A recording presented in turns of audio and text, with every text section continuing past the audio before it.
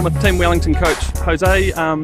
What a stunning day here under the roof at Forsyth Barr. You must be looking forward to the match. Yeah, perfect.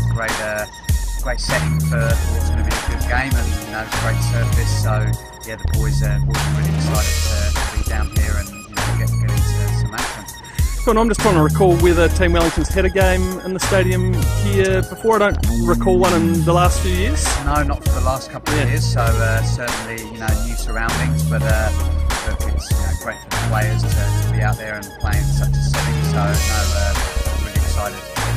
Great, and obviously just after such a great start to the season, had a couple of tough games recently, so be wanting to bounce back with 3 points today on the road.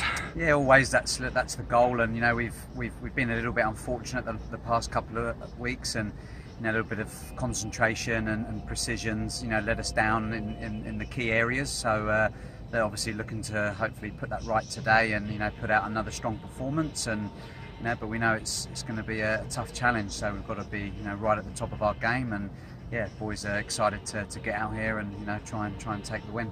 Cool, fantastic, thank you. Going with Southern United head coach Paul O'Reilly. We're only about an hour away from kick-off against Team Wellington now, under the roof at Forsyth Barr. Stunning conditions here. It's actually going to be pretty warm for the players, isn't it? Yeah, it is. I think someone said it's about 31 degrees inside the stadium, so it is fairly hot. But to be honest, we take any conditions in here. It's the groundsman's done a great job again. The pitch is immaculate, and just playing in these venues, it's real football here. So yeah, it's great. Looking forward to it. Following on from a match here last week against Hamilton Wanderers, you must have been delighted with the performance overall. I know Garvin sort of stole the headlines with 3 good goals, but it was just such a good, solid performance from the whole team. Yeah, really good performance. First half probably should have been further ahead than the 3-1. Obviously, Garvin had a great 45 minutes and looked like he could have had even more. But second half was probably what pleased me the most, although people might say it was a little bit boring and it wasn't the best to watch.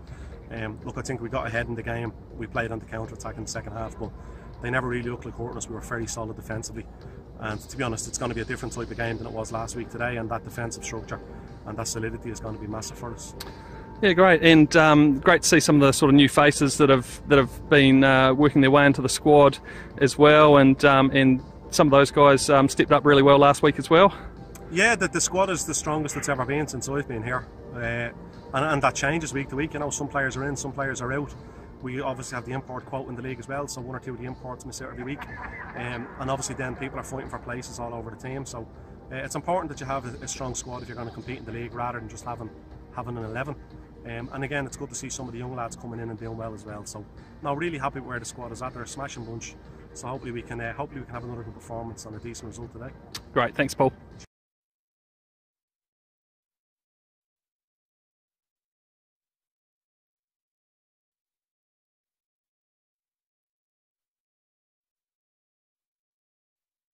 Andrew Bevan. 14, Jack Henry Sinclair. 16, Angus Kilcolly. 17, Alexander Palisevich. Aaron Clapham. Used today for Team Wellington. Number 22, Marcel Campman. Number 3, Scott Hillier. Number 8, Scott Henry Cameron. Number 19, Ross Allen. And number 21, Hamish Watson. Base line up for Southern United. In goal, Liam Little. Number 2, Connor O'Keefe. Number 4, Stephen Last. Number 5, Eric Panzer. 6, Danny Ledwith. 7, Sam Pickering. 8, Tony Whitehead. 9, Garvin Coughlin. 10, Abdullah Al-Khalifi. 11, Ben Dealey. 18, Marcus Fjortoft. And the substitutes today for Southern United. Yeah, that one. Number 16, Stuart Cato. 3, Alex Cox. 12, Adam Hewson. 13,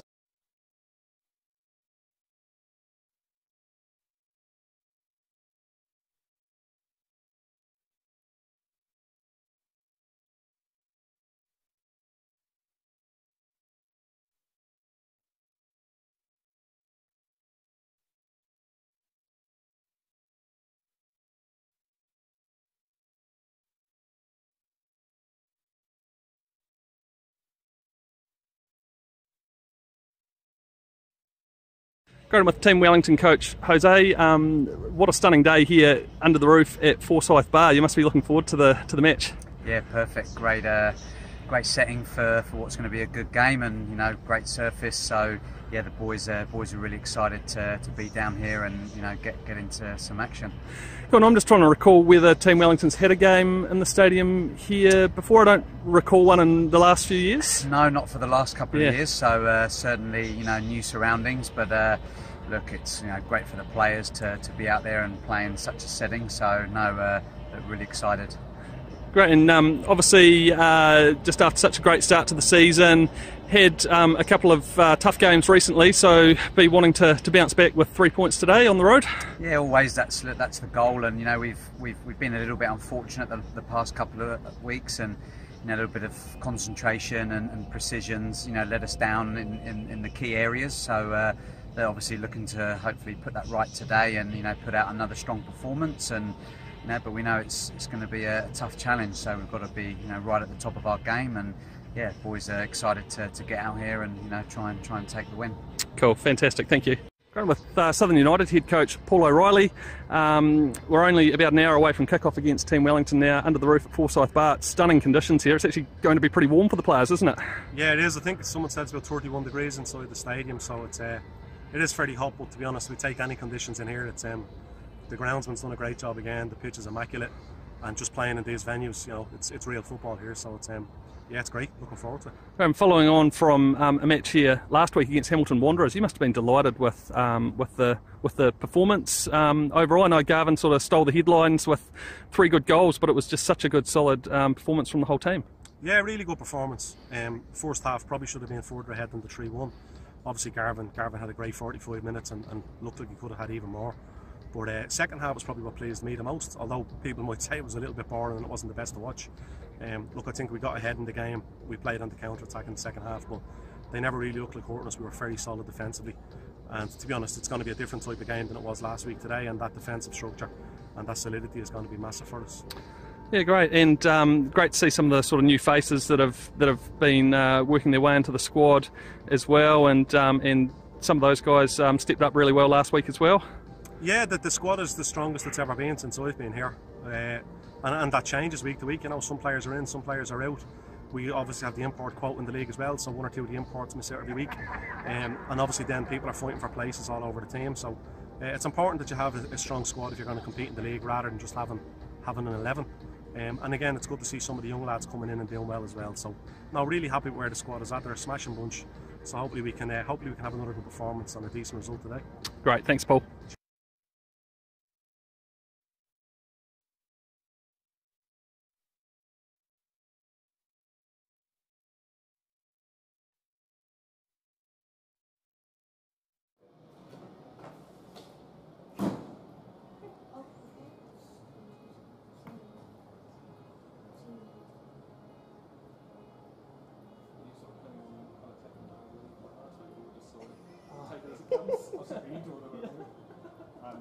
No, look, you've got some homework.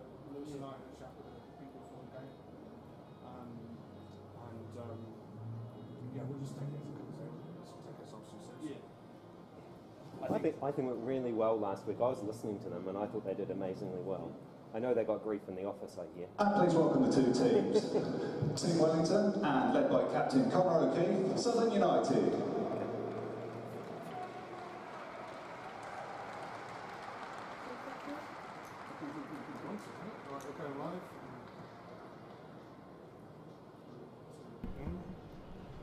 Hello everyone and welcome to match week 13, Southern United versus Team Wellington. Hello everyone and welcome to match day 13, Southern United versus Team Wellington at the amazing Forsyth Barr Stadium. Today for the commentary of the game I have myself, CEO of Football South and Southern United, Chris Wright. With me I have Media Officer Morgan Jarvis and local football fan Lewis from Waitati. So welcome guys, thanks for helping out today. Yeah, thanks for having me. Yeah, thank you. It's exciting to be here. Now Lindsay of course is away today on a refereeing course, but we're not going to have any comparisons I'm sure. but potentially a little bit less kind words about referees. Yeah, and if I can come close to Lindsay's standard of commentating last week, I'll be happy. I thought she did a great job, and it was fantastic having that perspective from a match official as well. It was really interesting.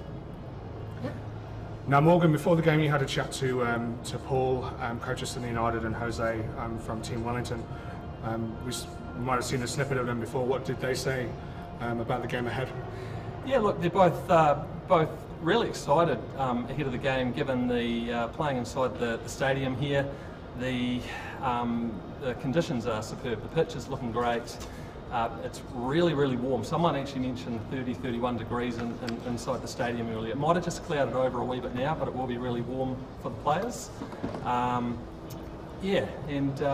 Both teams sounded like they'd be really keen to give this match a good crack, because both teams sort of need a win.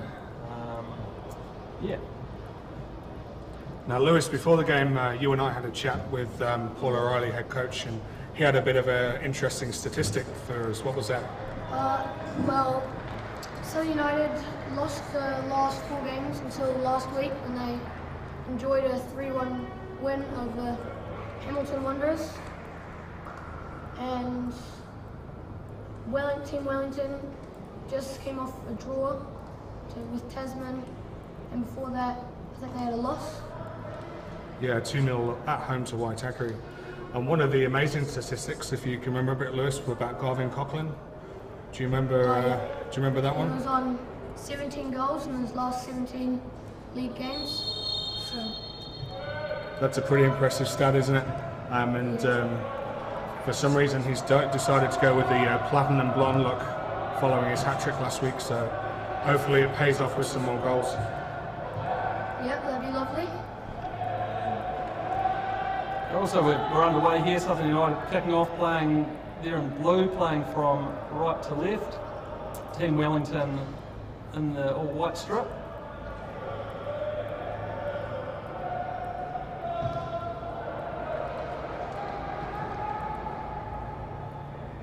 So Morgan, Paul will be fairly worried about a few players in Team Wellington's lineup, but who has caught your eye so far this season? Well, they've just got such a dangerous lineup right across the whole team. Obviously, looking forward to seeing former Southern United winger Eric Malloy in action. They've also got Aaron Clapham in the side these days. Jack Henry Sinclair, I think, scored in both his last 2 matches against Southern United as well. Andy Bevan is really creative for them. They've just got so much talent right across the pitch, really, so it's going to be a big test for Southern today. Now, talking with Paul before the game, obviously a bit of a different tactic today. Quite an attacking lineup last week against Hamilton Wanderers. Not so much this week, talking about being defensively solid, being structured and sitting in and being on their counter-attack. Who do you think is going to be critical for Southern today?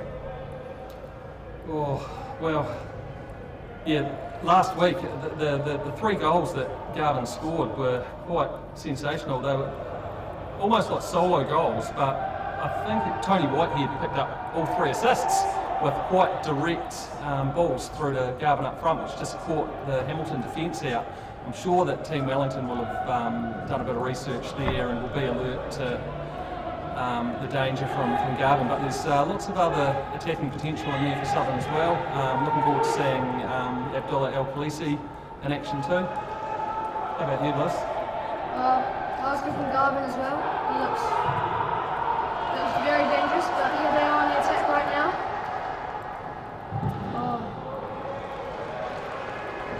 That'll be a throw. So that was Sam Pickering on the right there. Forsyth winning a throw-in. Right, and that's going to be a corner for Southern United. No doubt it'll be the golden left foot of Danny Ledwith, who's going to step up and swing that one in. Now, last week we saw Stephen Last had 2 pretty good chances from corner situations, and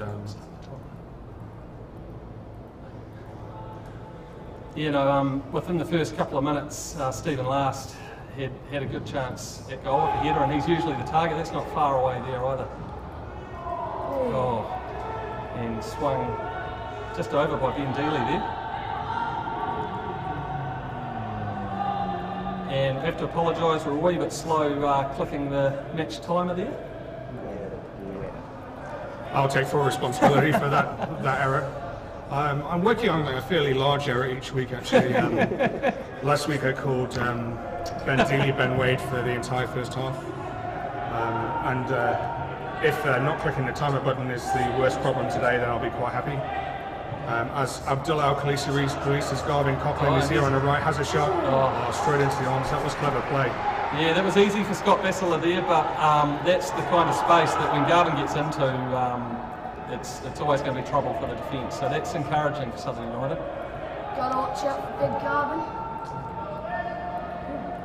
What we saw last week with Abdullah Al-Khalisi was a lot of that driving past the play, creating some space, and then getting the ball into Garvin's feet. So hopefully see more of that as the game goes on.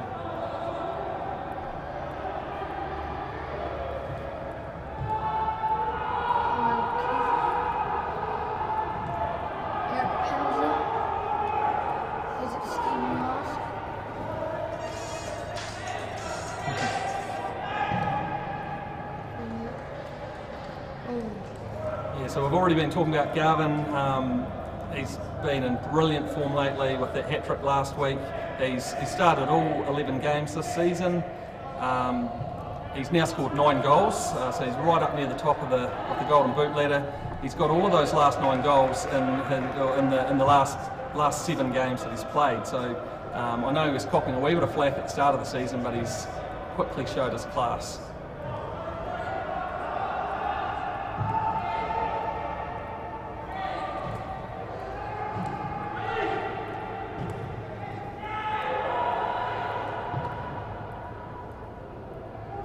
And it's Mario Illich there spraying it out the left. He's the holding midfielder for Team Wellington.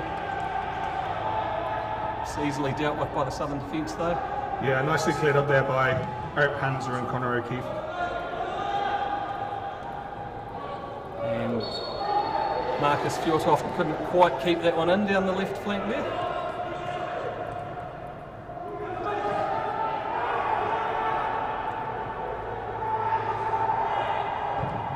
It looks like Marcus might be playing on the left side of the defence today, is he?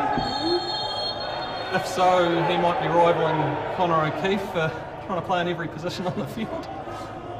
Yeah, I think we saw Marcus at the start of the season playing a more central midfield role, but he seems to, the last couple of appearances, been slotting in at fullback, playing right and left back.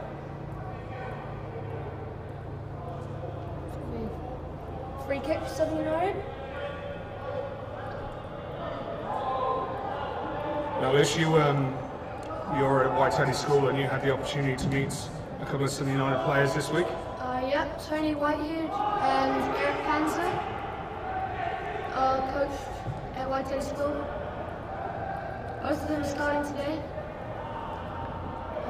Tony in the midfield and Eric Panzer in the defence. Very good screen, might be down.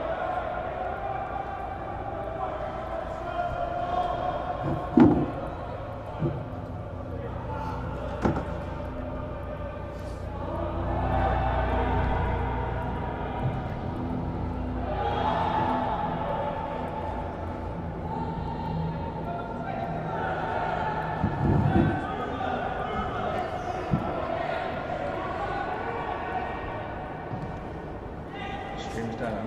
Is it? Yeah. Yeah, sorry. Stream's down. Oh, it's gone orange. We lost internet.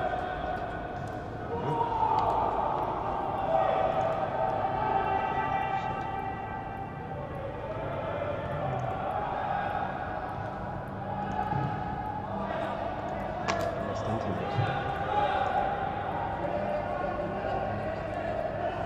We have no internet. Stream don't go without internet very well, does it?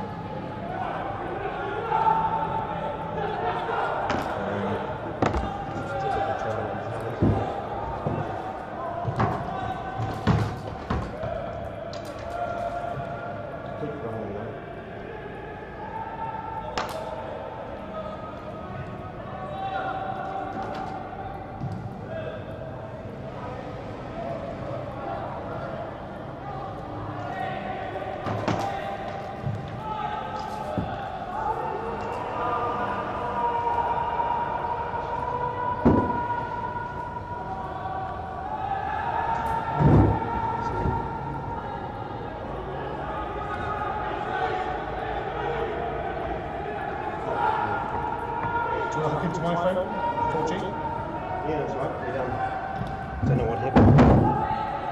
Spark, wrong Vodafone.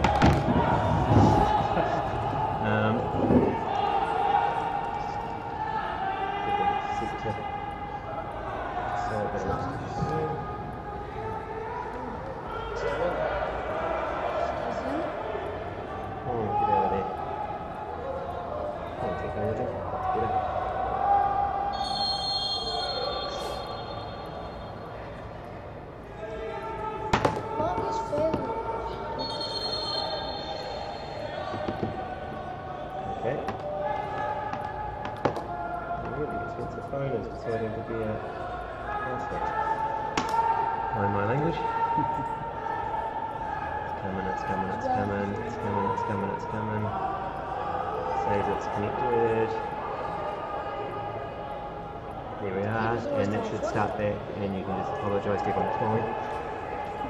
Great, apologies for the... We just had our... Oh.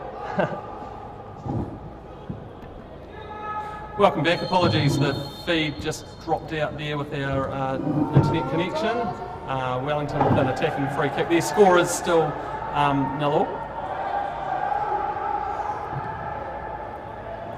So we're not too sure at exactly what point that dropped out, but I don't think there's really been sort of too many clear-cut chances on goal yet. Garvin had a good chance for Southern United just a few minutes ago.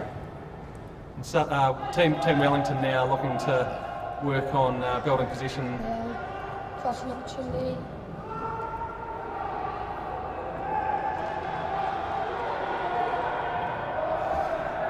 Yeah, Team Wellington just starting to find a bit of space out wide, especially on the right wing, targeting Marcus Fjortoff at fullback and getting a bit of look so far. Eric Panzer's had to do a couple of sort of last dash clearances, but yeah, nothing clear for Team Wellington as of yet.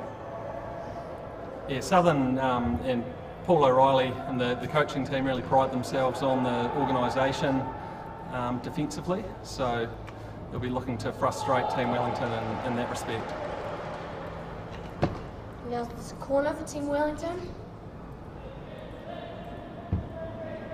What can they do?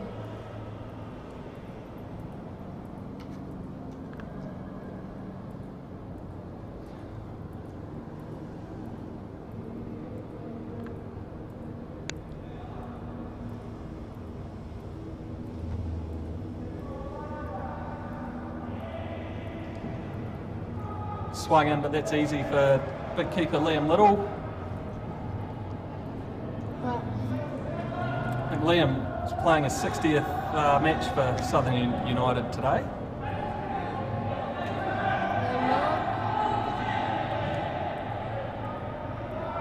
Over to Eric Panzer, in control. Looking long for Garvin. He's going to get there.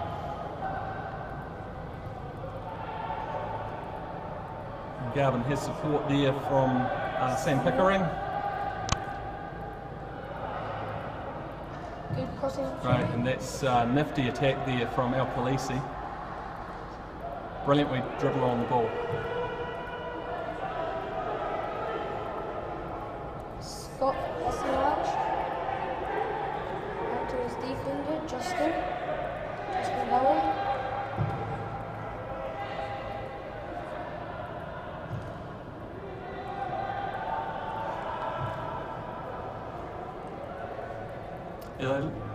Team Wellington look like they're going with the three at the back system that they tend to play with, and a couple of holding midfielders today. That's Mario Illich and Alex Bluzovic, who, as we see Team Wellington go close on goal there. Great chance for Team Wellington. No.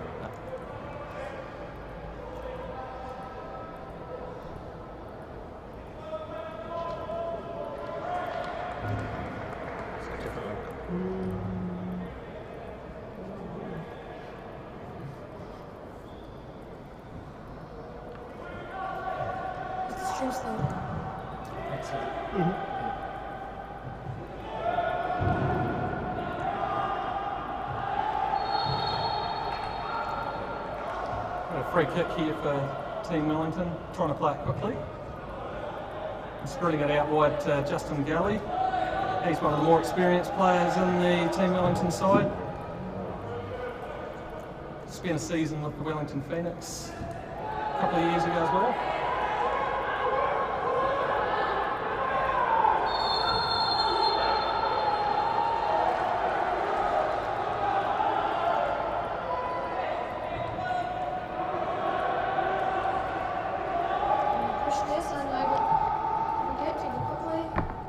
Here's Garvin trying to get on the ball near the corner there. Into El Khaleesi, who can't quite find Coughlin with the return pass.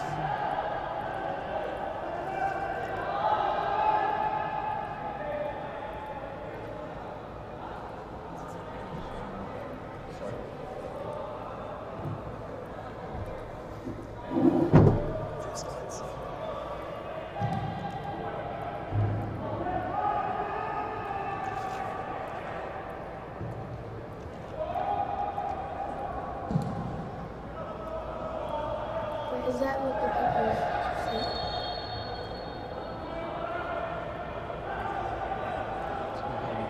Yeah, you can go. So another free kick here for Team Wellington. Just have to excuse for just having a few wee technical glitches here, but hopefully all back online, you can hear us now. Gully with the ball for Team Wellington. Bit of pressure from the Southern defence there, trying to shut down space for Team Wellington.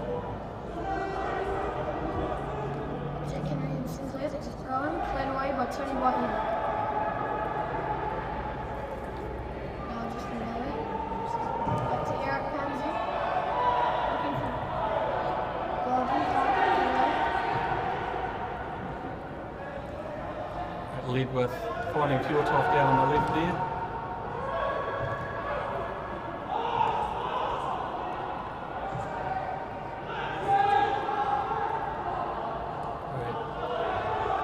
Aaron Clapham gets it out for Jack Henry Sinclair. He whips it in, but it's well cleared there by Panzer. He's been busy in the defence for Southern United.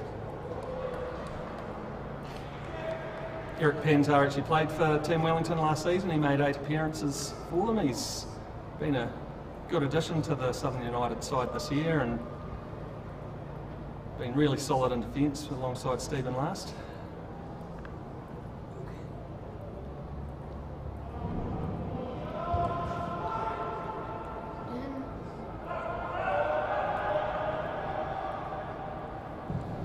Shriver swings it in and Last gets his head to it.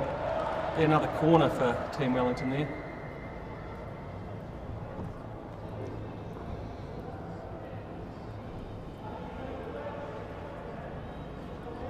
Aaron Clapham, such a great addition to the Team Wellington side. They've just got an abundance of riches in the attacking positions.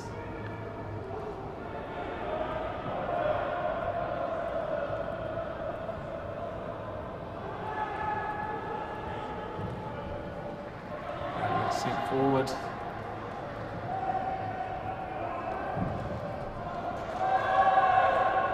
Southern United just struggling at the moment to get control of the ball. Team Wellington playing with a lot of the possession as they like to do. They've got Team Wellington tend to have plenty of players in the middle of the park there with the likes of Illich and Polizovic and Clapham and Bevan in front of them.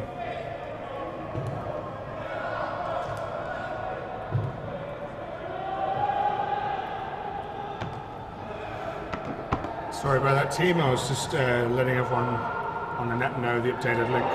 Oh.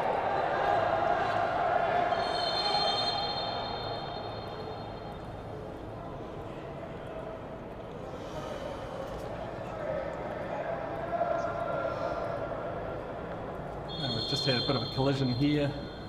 Liam Little and just not sure who the Team Wellington player is that's down here, needing some physio's attention. I think it might be Bevan. Okay, yeah, it does look like Andy Bevan, and almost looks like they're signalling for a substitution, which would be a shame. See the players on the sidelines just taking this opportunity to take on some fluid. It is I imagine, pretty toasty out there in the centre of the pitch. We're a little bit sheltered here on the side, but yeah, it does look pretty hot under this roof. Yeah, no, that's spot on, Chris. I mean, I just spent 10 minutes before the game out in the centre circle having a talk to the coaches and that, and it was just really uncomfortably warm actually, so probably something that a lot of the players aren't too used to. But yeah, the stadium's certainly looking, and the pitch in particular is looking in fantastic touch. Especially given so many other events take place in the stadium here, don't they? And there's been a few concerts lately. I think they might have relayed the turf after a recent concert. Well, they do a major renovation in November and December each year, and actually talking with the groundsman last week, there weren't too many renovations to be done after the concert, which they were pretty happy with. So, but back to the game, it looks like Andy Bevan's going to be okay to continue. I saw him just signalling as he came off that he might have got an elbow to the back of the head there from Liam Little, but I think Liam would agree that he had the right to challenge. Yeah, that certainly one. going for the ball, and it looks like Garvin's actually just might have copped a bit of an elbow himself here, so a free kick for Southern United, about 30 metres out from goal. Of course, it's this type of opportunity and this type of game that Paul will be really needing his team to pull something out here. An opportunity to get the ball into the box.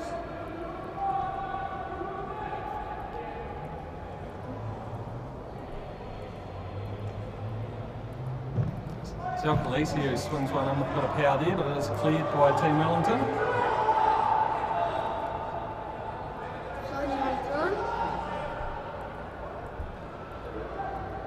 I think Marcus has got a pretty good long throw on him when he wants to, but he just goes short here. Tony Whitehead. Back to Whitehead. Yeah. Daniel Edwards. And this is better from Southern. Khaleesi on the ball, back to Ledworth. Chips it in and claiming a corner, and that's what the ref has awarded, so good chance here for Southern to get the centre backs up there for a corner. That was well read by Mario Illich, Garvin Coughlin, trying to sniff something out over his shoulder. He did well to put that out. Yeah, Mario's a really important player for Team Wellington. He sort of sits in that holding midfield, he gets on the ball a lot, and he scores some absolute cracker goals as well. And he scored the opener against Southern United in round 1 up in Wellington. Khaleesi with the corner.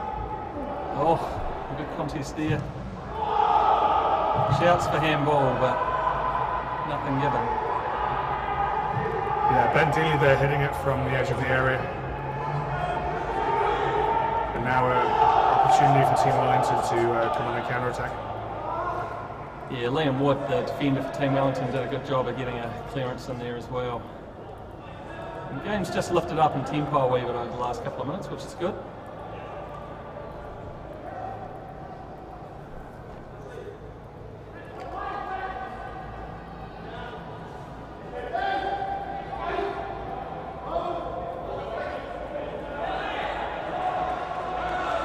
Fjortoft couldn't quite keep that one in, so it's going to be a throw in for Team Wellington near halfway. Justin Galley to take that.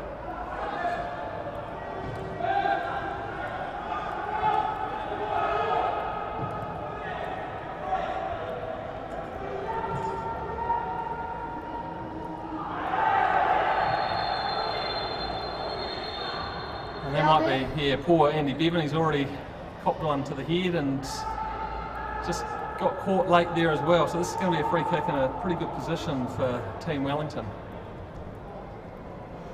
Yeah, Conor O'Keefe doesn't look happy with that decision. Did make a bit of a clatter. Didn't seem to be too much in it, yeah.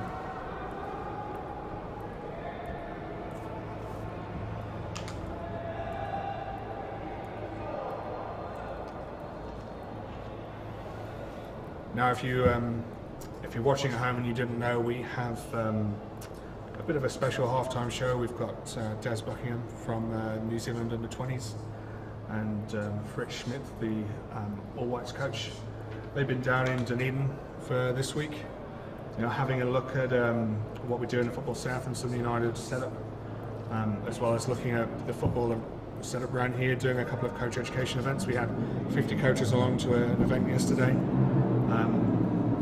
Talking with Des and Fritz earlier, they got kicked out of the event an hour and a half after they were meant to finish. It must have been pretty interesting.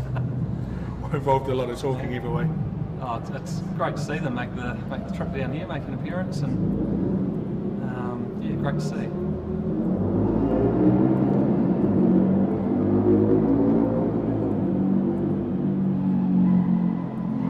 Wellington just taking their time over this free kick. It looks like it'll be Aaron Clapham to send it in.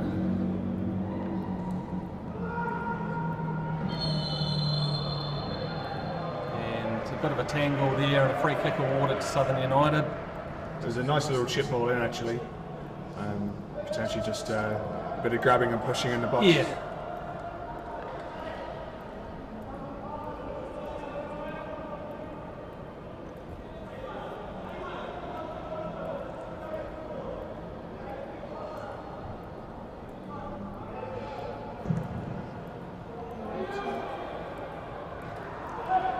Garvin gets the flick on here to there, and it's Ben Dealey there now, who's just pushed wide, but he's going to win another corner for Southern United. So great work there between Garvin and Ben Dealey. Didn't look like Garvin could get anything on that, but manages to flick it on to Ben Dealey, who wins the corner. A few Team Wellington players down in the first sort of 25 minutes of this half. Yeah, you do get the impression that the players are just struggling a wee bit with the heat and the conditions in here, and just given the setup of the stadium, there's not exactly too much of a breeze or anything that comes through either, so it can be a bit tricky for players. Leadworth goes short this time. He's going to get it back.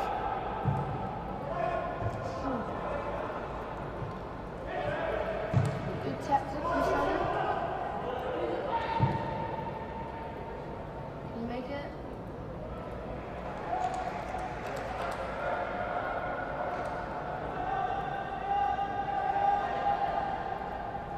Certainly been a very physical start to this game.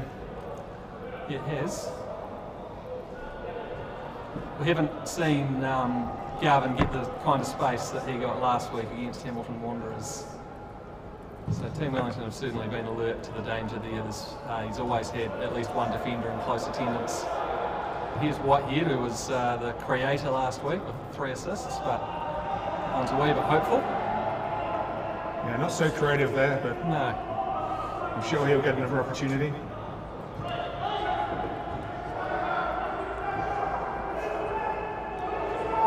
Team Wellington just getting pressed here, and it's great work by Dealey.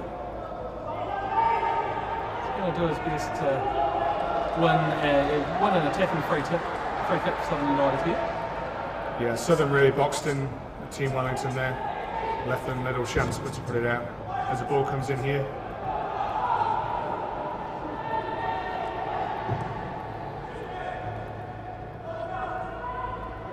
Falls back to Clark here. Oh, and here's the chance. Oh, he sends it over. I think he thought about having a go first time there, but it just didn't quite drop for him.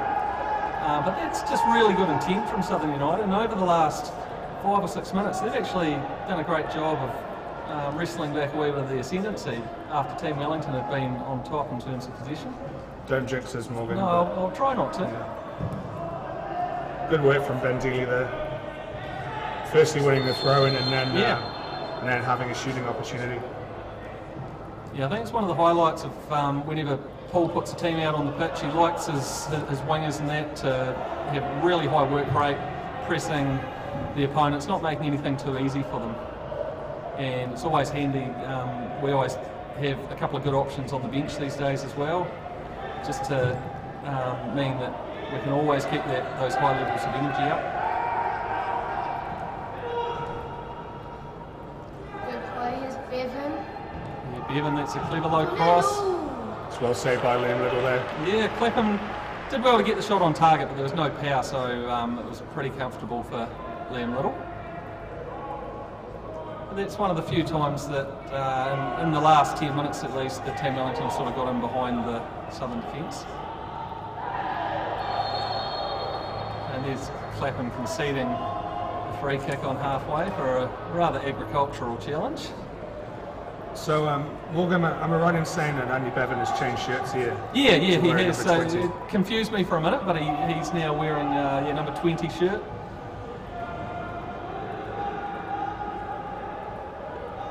Ben Dealey and Sam Pickering pressing in the corner there. Win the ball back for Southern for Danny Ledwith.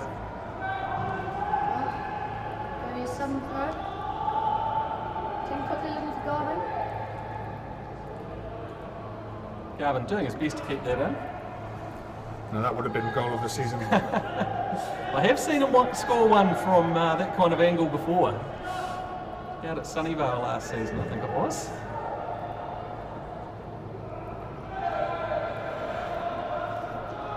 A bit of old friendship there renewed. Conor O'Keefe on Eric Malloy. Of course, Eric Malloy playing his first season in New Zealand for Sydney United.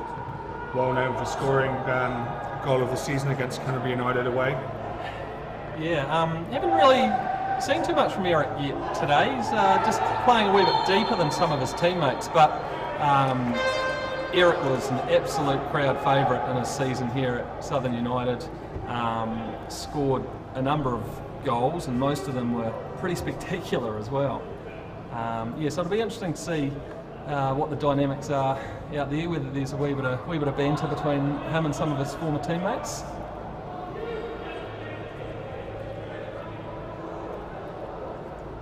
There's some interesting sort of connections between these two teams actually. Not so many on the field today, but I see that Joel Stevens has re-signed with Team Wellington after a spell overseas. He's not on the team sheet today, but he of course was, it is Southern. Go close with a free kick there. Yeah, two of the big men in the box there, Marcus Fjortoff and Stephen Lass, but now they've got to deal with a Team Wellington counter-attack. As Jack Henry Sinclair picks it up on the right. And well cleared again. Eric Panzer doing the job at the back there. Panzer. Yeah, so Panzer played for Team Wellington last year as well. Former Otago player Cam Howison also moved to Team Wellington for quite a short stint before joining Auckland City as well. And of course Tom Jackson, who isn't part of the Team Wellington setup right at the moment, but he's another player who's scored plenty of goals for both teams over the years.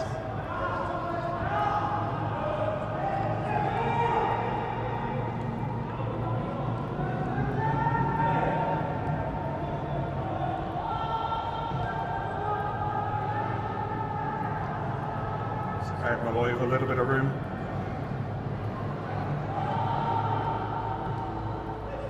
Team Wellington just wanting to set up from the back here again.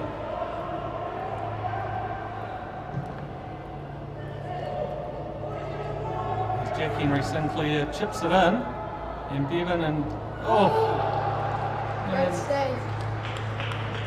Liam Little.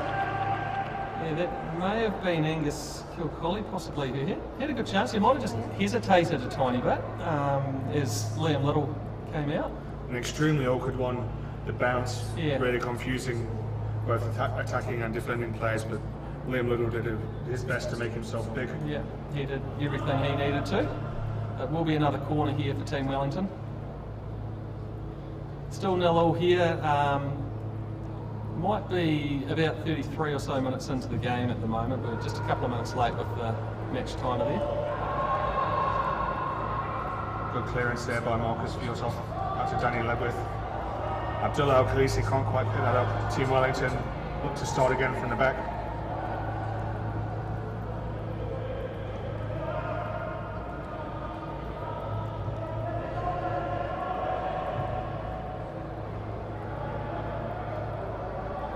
Bevan there dropping a wee bit deeper to get himself on the ball.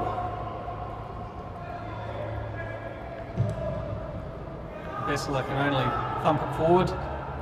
It's pretty comfortable for Marcus Fjortoft, who's probably about 6'2" or something. Oh, I think he's 6'3", 6'3", yeah. about the same height as his rather famous father.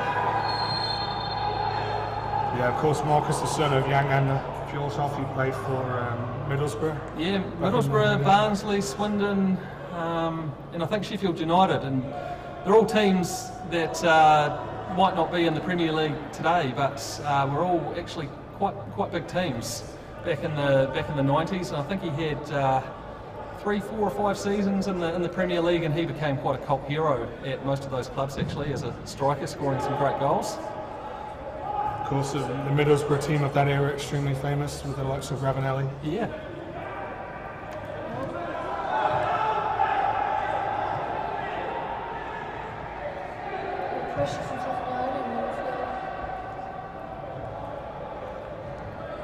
So Lewis, from what you've seen of the game so far, who do you think is standing out on the pitch at the moment? Garvin's had some chances, and Ben Dealey has been doing quite well for Southern United. Andrew Bevan's been getting in behind Southern's defence quite a few times. And the number 14, Jack Henry, looks good as well. Yeah, good shout. There's Team Wellington on the attack here. Through Aaron Clapham, puts it out wide to Justin Billy.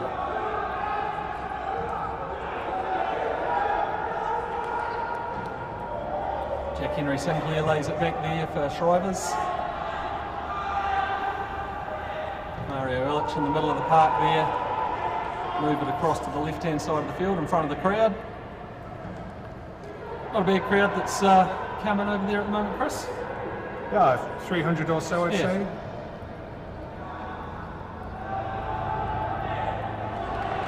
Of course, if our sponsors asked, there were 8,000 here.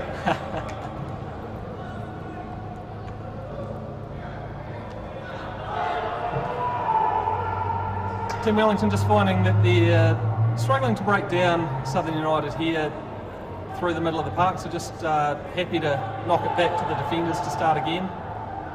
And here's Clapham in the middle of the park.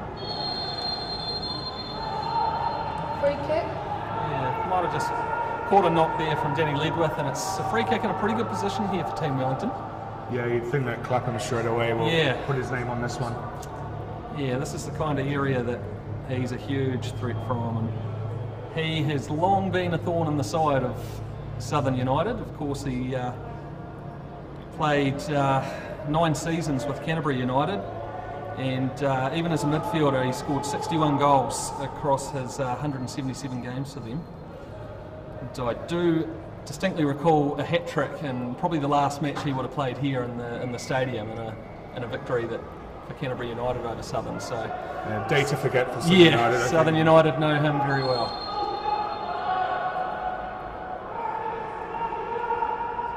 It is Clapham. Decides to chip it in rather than have a shot. And Team Wellington appeal for a penalty for a pullback, but it didn't appear to be too much in it. Well, it's still in a danger zone, but Connor O'Keefe sees it out for goalkeeper kick. I think both Southern and Team Wellington were claiming a foul in the area then. Yeah. Yes, Morgan, I remember that game we were talking about 3 seasons ago in our first season looking after Southern United. And first home game at the stadium, second game of the season, we conceded a penalty. That's right. After 4 minutes. Yeah, it was a bit of an anticlimax, wasn't it? But Clapham was exceptional that day. He was, yeah. Well, Garvin trying to find the forward run there from, I think it was Dealey. It's just those kind of moments there where Southern will be careful after they counter-attack that they don't get caught out by Team Wellington. They've had a good structure to their game today.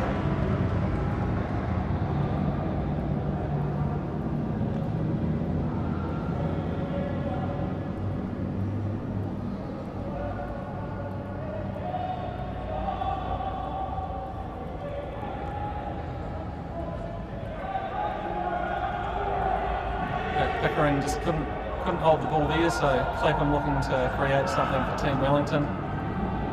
Eric Malloy, who's very good on both feet. Probably, I think he is more of a right-footed player though, so he's always looking to cut in and get a shot at goal. advantage played there. Garvin was a little bit excited.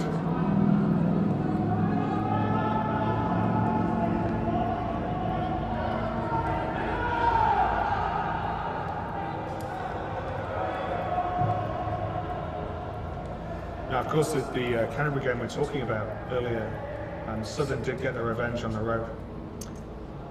Yeah, they did. And that's good clearing header by Southern United there, and Ledworth will get it safe. Yeah, look, that was actually the only away game as Garvin Conklin wins a free kick there for Southern. That was the only away game that season that I managed to attend, the match up in Christchurch against Canterbury United, and it was well worth the trip because it was a stunning victory. Yeah, I think that was the match where Eric Malloy scored that goal of the season, wasn't it? It was absolute belter.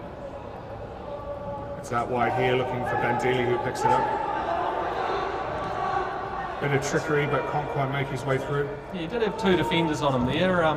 He's looked really confident today on the ball, which is good. If I remember rightly, that game in Canterbury was extremely hot. It was, yeah, it certainly was. 28, 29 degrees, and out on the pitch, with it being all weather, did reflect a lot of heat back onto the players. Yeah, so probably almost a little bit like today with the sort of stifling heat the players will be facing out there. I know that Stephen Last looked like he had spent a week on the beach after 90 minutes up there. Actually, he scored a goal in that game as well. Yeah, he did, yeah. He turns quite easily, that guy. I'm not really one to talk.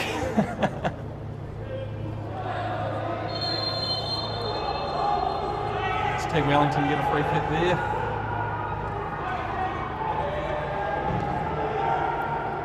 What can you tell us about Ben Dealey, Chris? Because I understand he originally sort of was brought up in Timaru in South Canterbury, so in the Football South region before he went up to Auckland for school. Oh yeah, well I'll tell you after Garvin scored his goal here.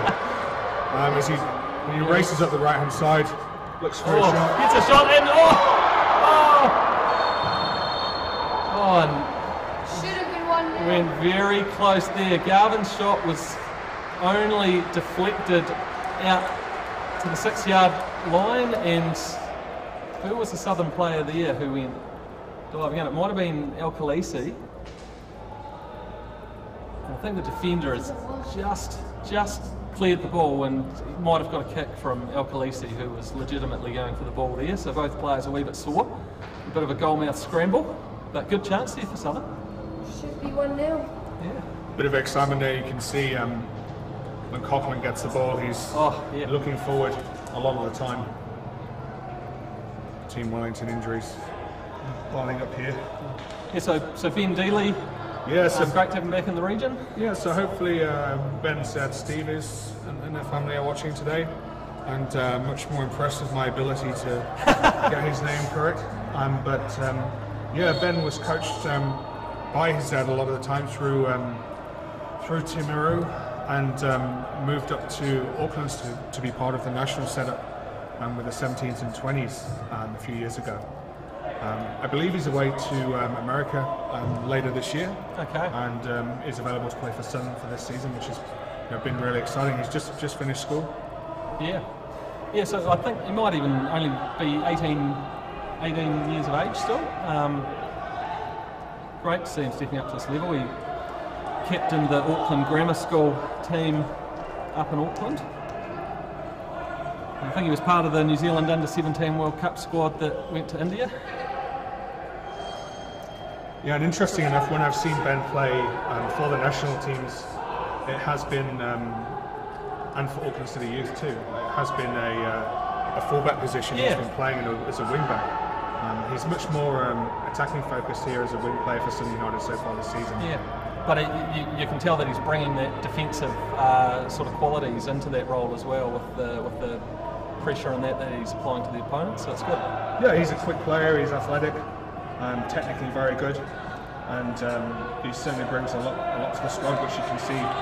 He's played a lot of game time since he arrived, so he's obviously doing well enough to get into the squad. Yeah.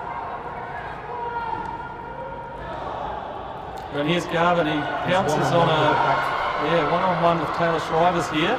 And he's so dangerous in this kind of situation. He's thrown a goal, he's brought down, and the referee waves it away. And the crowd isn't too happy. He's saying that it was a shoulder to shoulder, I think, but... Meanwhile, Eric Malloy here driving into the southern area. Great challenge there from Tony Whitehead. He's the holding midfielder for Southern, mopping up. But geez, that was it was a big chance for Southern, but Garvin, he creates those kinds of chances out of almost nothing. The ball here from Alcalisi into Garvin Coughlin. Oh. Gets a bit of a boot there. And that's a bit of an odd one. Garvin appears to have picked up a yellow card for being kicked. He did a good job and looks like Paul O'Reilly's got a yellow card now. Yeah.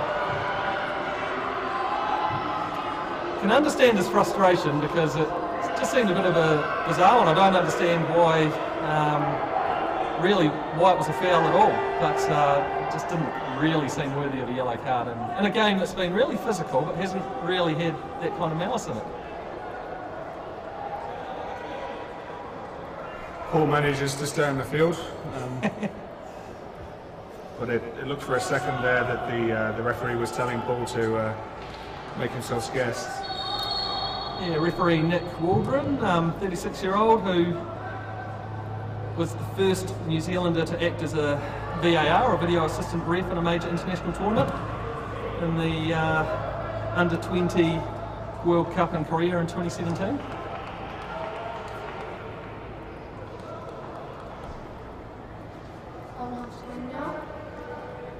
Yeah, we're probably not too far away. It says again, it will be 5 minutes of additional time at the end of this half.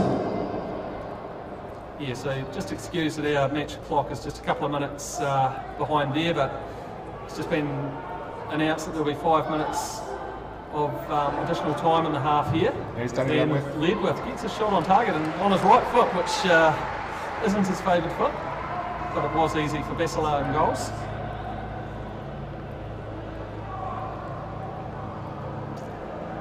Yeah, if you joined us late, there's been a couple of stoppages in the match, including Andy Bevan picked up a bit of an injury, which saw him needing a bandage around his head and a new shirt.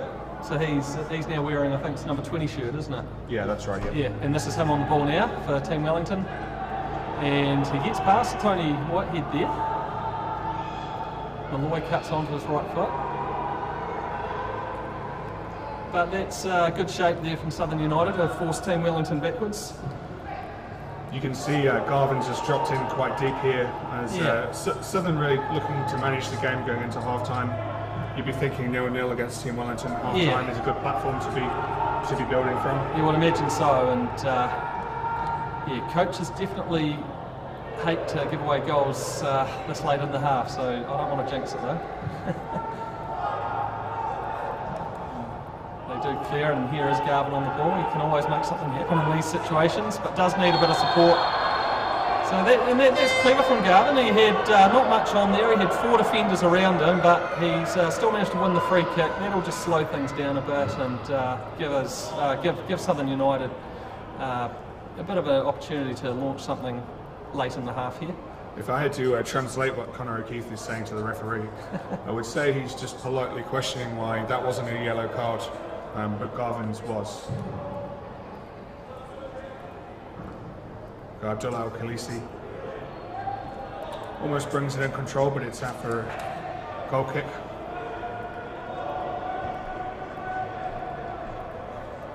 What do you think, Lewis? Was that a penalty earlier? Did it look like a penalty to you? Well, it actually looked more like a penalty to me than a yellow card. That's a fair shout. Yeah, so Garvin hasn't quite got the rub of the green today. Let's hope that's not bad luck caused by dyeing his hair. Don't think there's too many strikers in the world who would go and change their hairstyle after scoring a hat-trick, but anyway, here we go. Well, as long as he keeps scoring, I don't think anyone minds. No, and here's Dealey on the ball, sends it out to Fjordhoft down on the left sideline there. And that has come off a Team Wellington player, so chance for a throw in here. quickly taken into El Khaleesi, but he can't quite control that, so a goal kick here for Team Wellington. Yeah, we're looking at 1.5 more minutes until a half-time whistle will blow.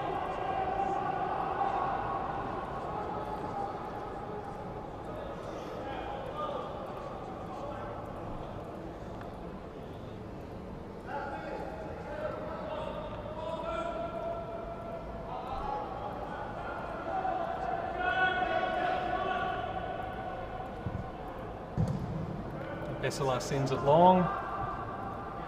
Bevan brave enough to header it, even with the bandage on his head there. Southern maybe with one last chance to launch forward, but well cut out there by Jack Henry Sinclair. And Bevan had half a chance there. I think he did get to the ball that was played straight down the middle there. But Liam Little able to tidy up. I think the Team Wellington players are just pointing out there that Liam Little actually dropped the ball and picked it up again. Yeah, pretty harmless, I think.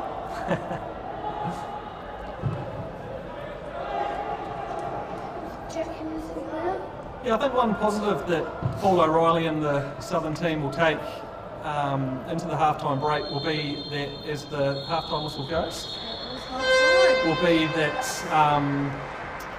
the wide players for Team Wellington have been kept fairly deep, Jack Henry Sinclair and Eric Malloy, but yes, that's the halftime whistle here at Forsyth Barr Stadium, 0-0 between Southern United and Team Wellington. Entertaining half, not too many really clear-cut chances, but I'd almost have to say that Southern perhaps had a couple of the better chances in that half. What do you think there, Liz? I'd agree. Yeah. Thought so. We were unlucky not to score when Garvin was down the right play. Yeah, Southern United definitely felt a bit aggrieved that they weren't awarded a penalty when Garvin was brought down in the box. It was deemed to be shoulder to shoulder. Now we're just waiting here for Des and Fritz to make their way up, and we'll be back with you in just a sec for a bit of a half-time chat.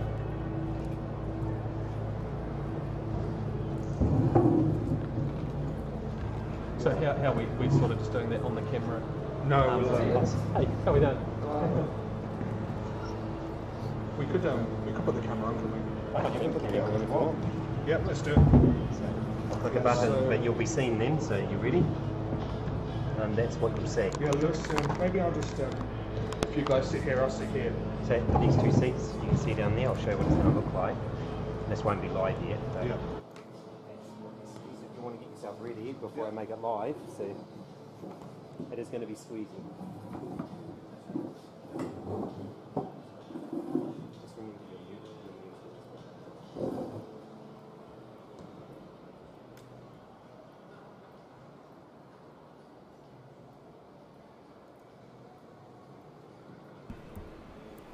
Hey everyone, thank you for joining us. So, Des, Fritz, welcome to Forsyth Barr Stadium. Have you enjoyed your time in Dunedin so far? Yeah, absolutely. Thank you for the welcome, Chris.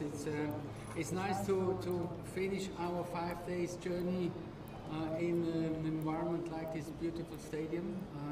Thank you very much for having us. Yes, we really enjoyed it, and we had a lot of good, meetings and encounters. So, absolutely. Yeah, we enjoyed it. Brilliant. So there's been quite a lot going on this week. We've seen you around Southern United's training ground. You've been having a look at the academy in progress. There's been a couple of coaching events. What sort of highlights are there from your trip, Des? It's been busy. You've worked as well. But firstly, I think it's important to say that it's the reason behind why we're doing what we're doing. This is the eighth franchise club that we've been fortunate enough to come into, and again, thank you for your openness to having us in your environment. It's important that we engage with the local coaches and see the players in their own environment. The highlights so far, the coaches' presentation yesterday was probably the highlight for me. We had nearly 50 coaches turn up, and hopefully they've left after 2.5 hours. We actually got kicked out of the building because we probably went on for too long. but they've got a great understanding now, hopefully, of both what we're trying to do at all whites level, 23s and 20s. Brilliant. So, Fritz, an interesting announcement last week with the friendly against Ireland away later this year. We're a little bit popular with the Irish contingent, with Sunday United having a few players from that area, and obviously coaching staff in Paul O'Reilly too. How did that happen?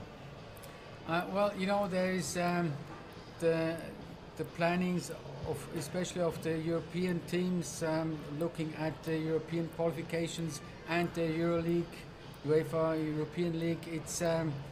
It's obviously they are a bit ahead of us in terms of planning. So when the opportunity came up, it was important to really to be prepared to seize it. I'm absolutely aware, and I noticed, you know, the big popularity of the Irish team around here. So we'll do everything to secure a return game in this stadium. That will be the big goal.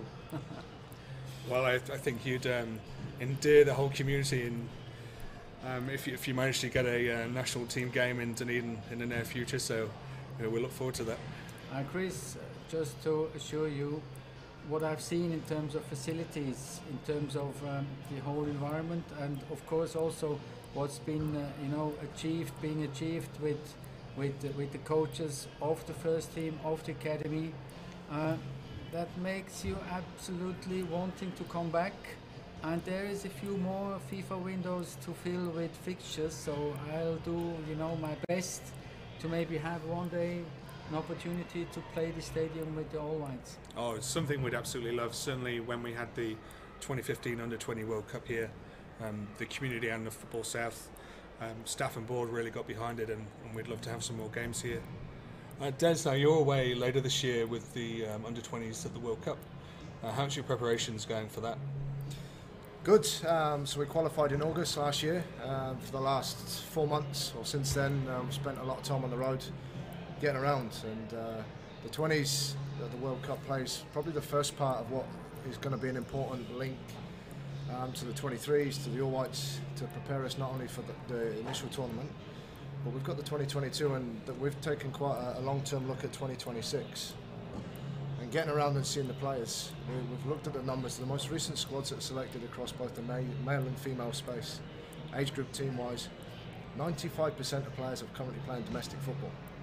So it's important that we get around and see who they are, get to know them, get to know the environment.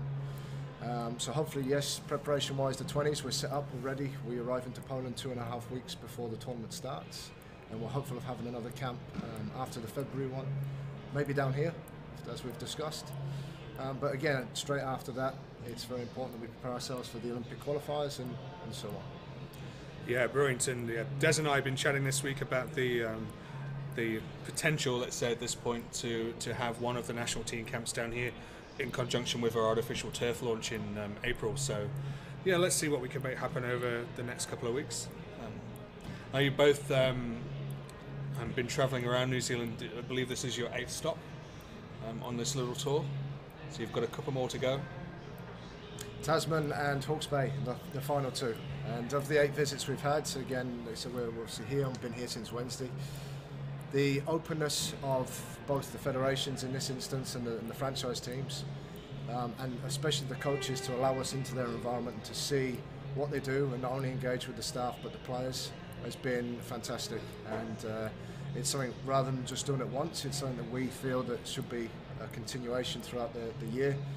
We don't want to be stuck in an office. I think it's important we're out seen, but not just dropping in and out, but actually coming and making a contribution and leaving with a great idea of what happens on the local scene. Yeah, brilliant. Yeah, and we certainly love having you here, so thanks again for coming down. Back on to possibly more important matters. Beautiful day here in Dunedin at Forsyth Barr. It's warming up nicely out on the pitch too. What do you make of that first half?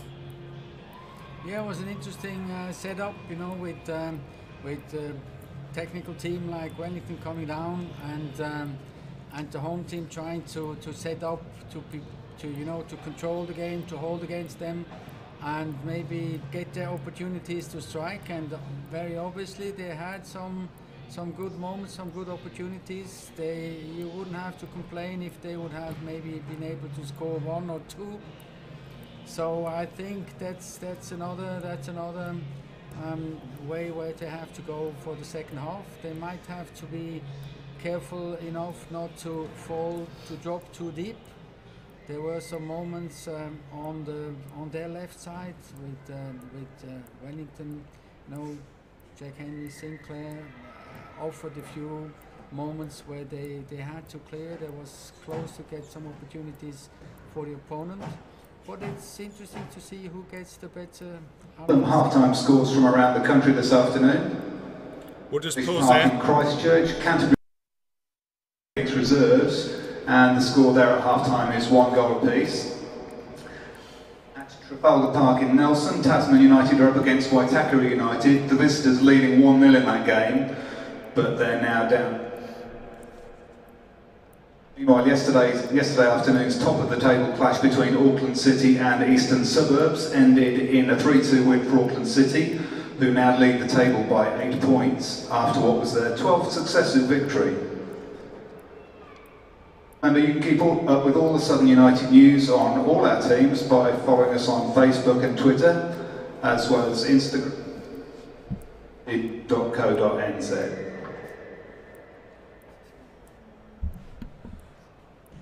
Sorry about that, gents.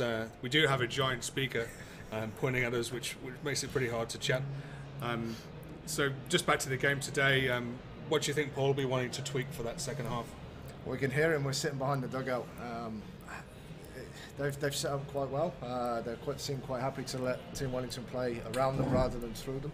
It's been quite nice to see the battle that Coughlin and Strivers are having at the back. Andy Bevan seems quite involved in a lot of their movements, and he's got the war wounds and the bandage around his head to show that also. And like Fritz has mentioned, Jack Henry Sinclair's had some real success down that right hand side, so we can hear him from the sideline asking them to step up and play a little bit higher than they have, and he's been very vocal to both Sam Pickering and Ben Dealey, just out of possession and where he wants them, and again when they've won possession, how quickly he wants them to support Coughlin up front, and Ben could have had a couple of goals, as Fritz mentioned already. So it could be a set for a nice second half here. Yeah, well, we'll obviously hope Sydney United can get something out of it today. It's looks to be a far different game than the last time these two sides played away in Wellington. Yeah, it should be an exciting second half. What particular players for you have really stood out on the pitch today so far? Well, we've heard this analysis. I mean, we had a few moments where it was the last, the commitment or the conviction to really go for the shot, to go for the strike. Maybe a little bit more, lethal striking up front. That might make the difference. At the back, they are, as we said, quite solid and also fierce enough to hold against their opponent. So I would expect that either of the forwards they might get through in the second half and maybe take an opportunity to really put the ball behind. Yeah, I think towards the end of that half as well, it was getting a little bit feisty. Garvin Coughlin getting a yellow card somewhat dubiously. Or certainly Paul O'Reilly didn't like it.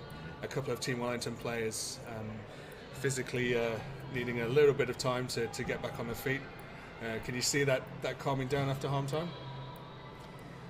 Well, usually that's what happens with the game going on in the second half. The longer you go, maybe the more intense you have certain challenges, certain duels. That's just showing you that both teams want to go for the full result.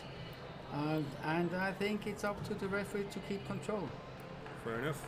So the Team Wellington back out on the field now, but I'd just like to thank you both again for your time and for coming down to Dunedin. It's been great to have you here, and I hope you have a really nice last couple of days here before you head back up to Auckland. Thank you very much for having us. It's been a pleasure. Thank you. Thanks.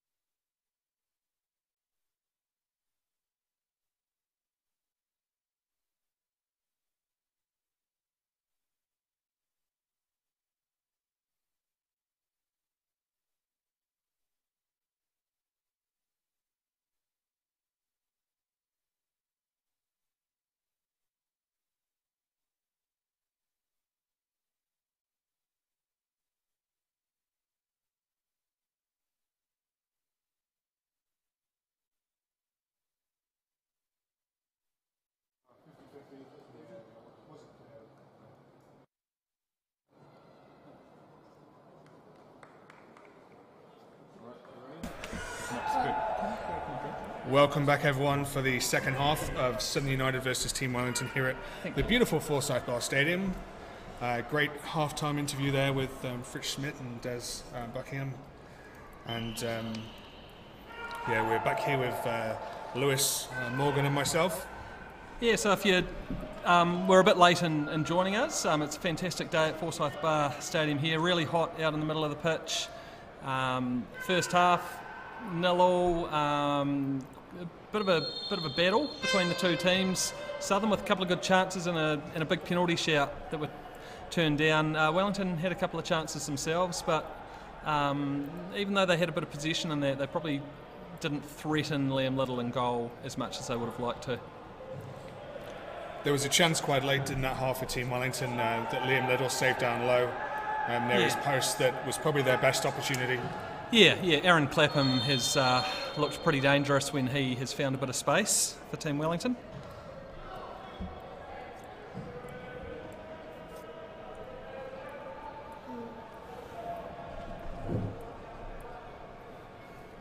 Looks like no changes for either team here.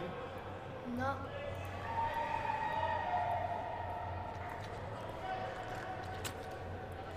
Yeah, and both teams do have plenty of attacking options on the bench. You look at the Team Wellington subs, as there's an offside there. So they've got Henry Cameron, who's represented New Zealand, very talented attacking player. Hamish Watson, who most people will be familiar with from his time with Wellington Phoenix. And Ross Allen is really interesting player for them as well, as Connor O'Keefe clears the ball there. Yeah, you have to say, looking at both of the benches, there's some really good attacking options on there, as you said, Morgan. Do you know much about Ross Allen, Chris? No, I don't, Morgan. Well, he originates from Guernsey, a little island in the Off the coast of France. Yeah, off the coast of France there, and he was a superstar for Guernsey FC in the lower English tier leagues as Eric Malloy tries to get a cross in, but goes out for a goal kick. And Ross Allen got a remarkable goal-scoring record for Guernsey FC. He played 226 games across 7 seasons with 239 goals, better than a goal a game. So, and he scored a few goals last season for Team Wellington as well. So, yeah, we'll certainly have to watch out for some of those attacking threats, but some good options on the bench for Southern as well today. Yeah, just looking, Adam Hewson from Queenstown, wide attacking player, did very well in the Sydney United youth team. Definitely a danger. Yeah. Ben Wade, extremely quick, wide player. Scored a couple of goals so far for Southern. Yeah.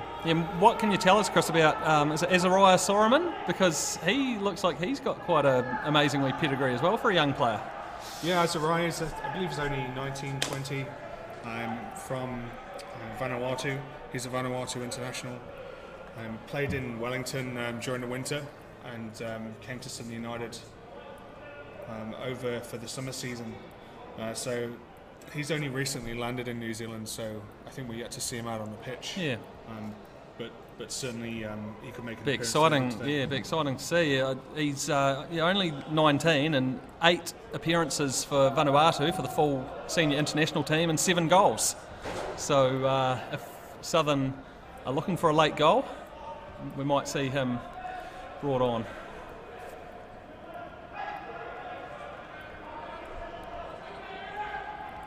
Garvin again with a couple of defenders around him and just about sneaks through. He went for a little nutmeg there, trying to get 2 of them in a row, but couldn't quite complete that one.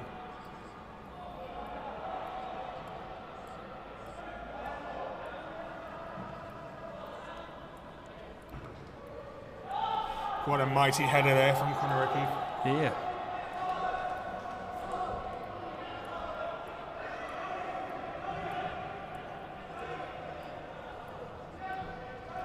I think Connor's in his 3rd season with Southern now, been a great servant and captain of the team. He is yet to score a goal, I think, in the National League, so it's first time for everything, isn't there?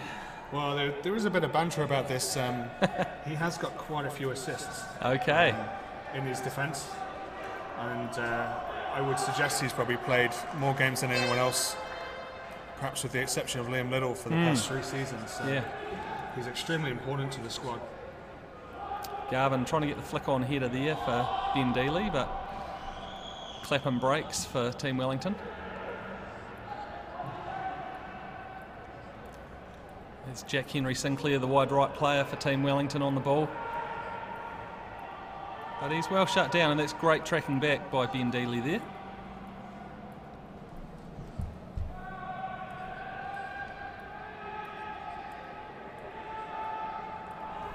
Bevan's forced back to Illich, and Malloy on the ball. He'll be looking to get an eye on goal at some point.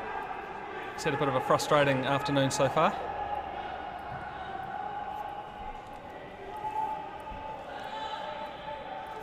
And Shriver's trying something different from the back by driving through, and Clapham now on the edge of the box. That's a fantastic double block by Connor O'Keefe. Kept his composure there, didn't dive in, and just did what he needed to do. It will be a corner for Team Wellington, but that was just good, solid defending from Connor. Brilliant. He's a pretty cool customer under pressure at the back there. Yeah, we do. We know that Connor likes the 1v1, as it looks like a substitution here for Team Wellington.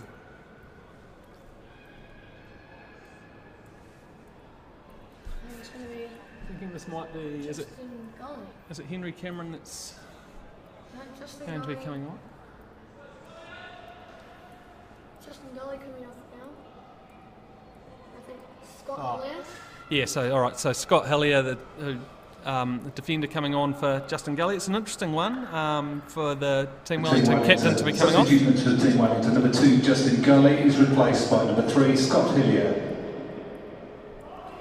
Not sure if he's troubled by an injury there, but anyway, Team Wellington on the attack here. Swung in high, last goes up for the header. Eric Panzer clears that one. Into this crowd.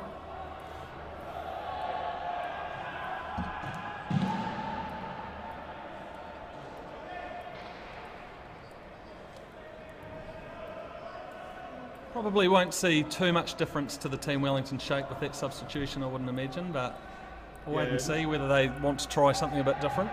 It looks to be tactically a like-for-like replacement, so not sure why, but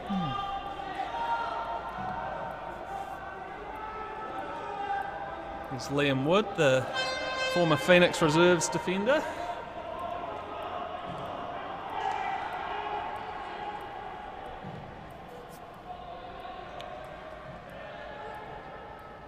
And it's a clever turn there, but Jack Henry Sinclair couldn't quite hit control, and well cut out by Eric Panzer there. He's been a rock at the back so far today.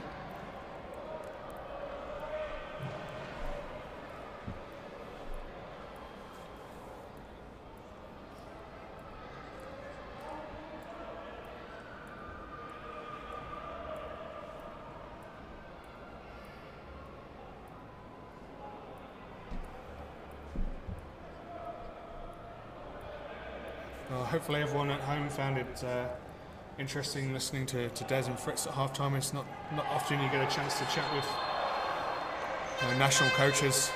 Yeah, that's just great to see them in town, and thanks to both of them for offering up their time to have a chat to Chris at half-time. Well, here's Garvin Coughlin on the left-hand side looking to take players Three defenders around him again, so Team Wellington know full well just how dangerous he is on the ball. It's probably going to be up to Southern United to use that pressure that's being put on Coughlin to free up some of the other attacking options for Southern.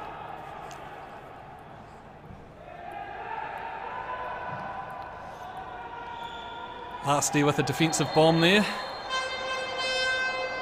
Fortunately, a free kick there will help clear any pressure for Southern. Yeah, there's a bit of noise coming from the crowd now. Yeah.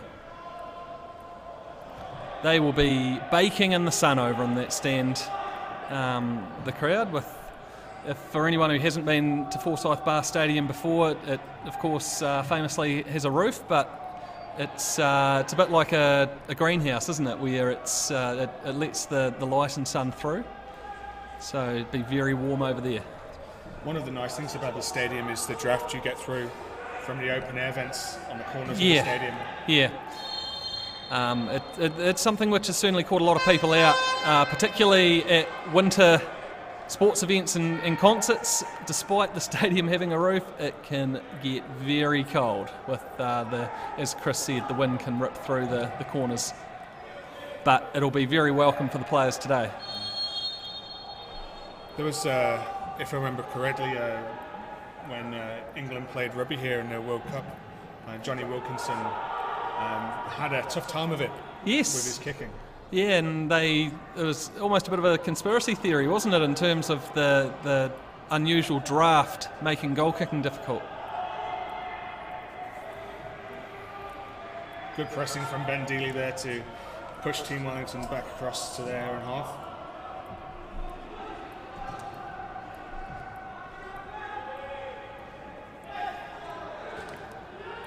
O'Keefe does well to keep that in, and there's some nice calm play there from Pickering to lay it back. And Coughlin, and there we go, with a couple of players on Coughlin, he's managed to find Ledwith free and look to open it up. Clever play there by Dealey. Fortunately given away there by Fjortoff. Both teams looking lively now. Yeah, and here's Eric Malloy, former Southern player, on the ball.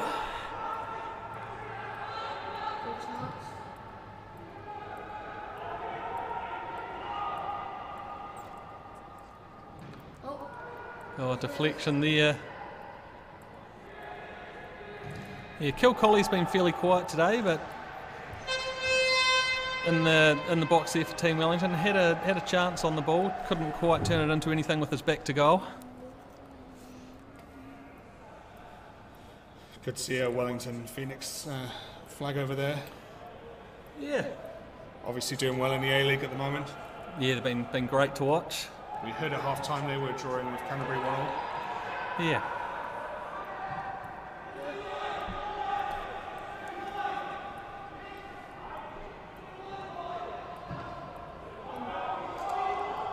El Khaleesi a wee bit frustrated there, trying to work it out from the back.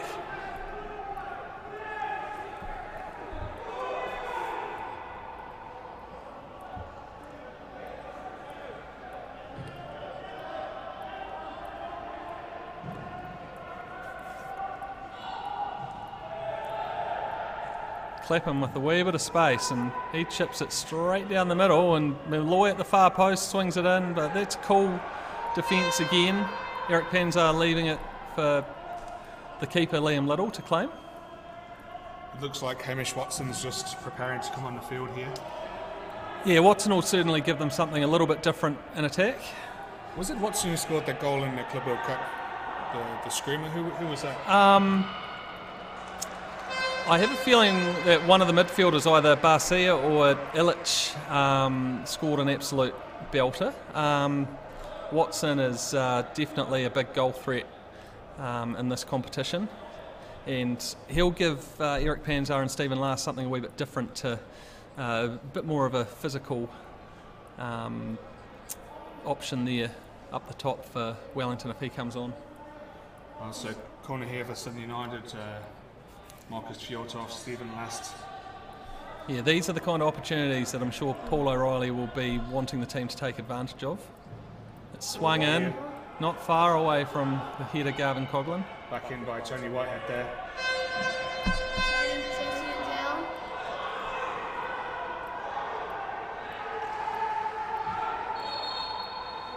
Looks like that substitution is now going to be made, so Hamish Watson coming on. Who's he on for, Lewis, can you see? Yeah, number 16. Yeah, substitution for Team Wellington. as Kilcolly is replaced by Hamish Watson. Yeah, so that's a fairly predictable substitution. I think Kilcolly just hadn't quite made a big impact today, so no surprises that Watson comes on.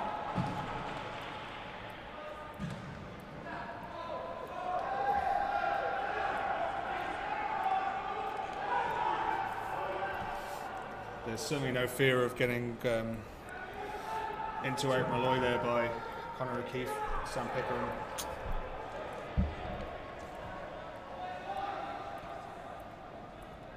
I think Team Wellington will be a wee bit frustrated at the moment. They've just tended to thump quite direct balls through and not had a lot of success with that. So they'll be looking to try and bring a bit of composure back into their game.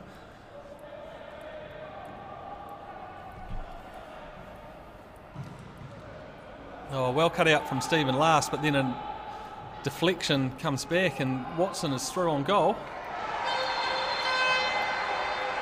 And that's a superb challenge by the Southern United captain Connor O'Keefe there. He gets congratulated by his teammates. I think he's even picked up a free kick in the process with Watson catching him as he cleared the ball. But that was a chance sort of out of nothing for Team Wellington, and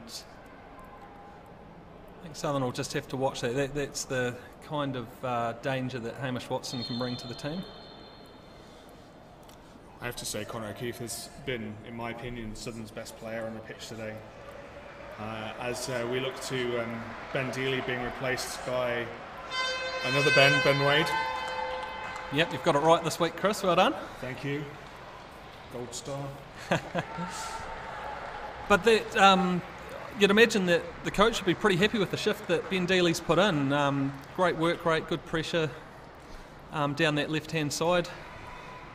Yeah, he's done himself no harm today. Des Buckingham washing in the stands, so I think Futures for Southern United is replaced by Ben Way.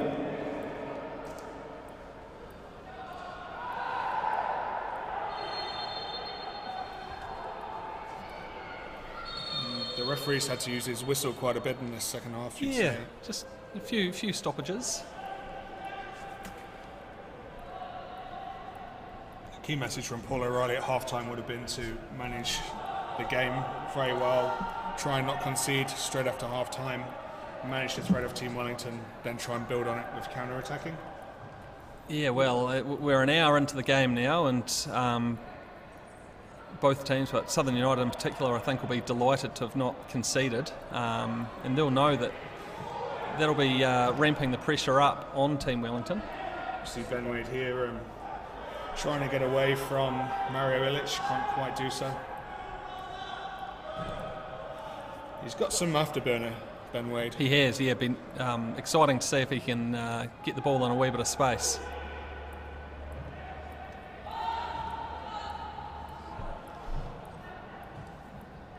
Some clever one-touch pass from Aaron Clapham there into Andy Bevan, who's sporting the headband.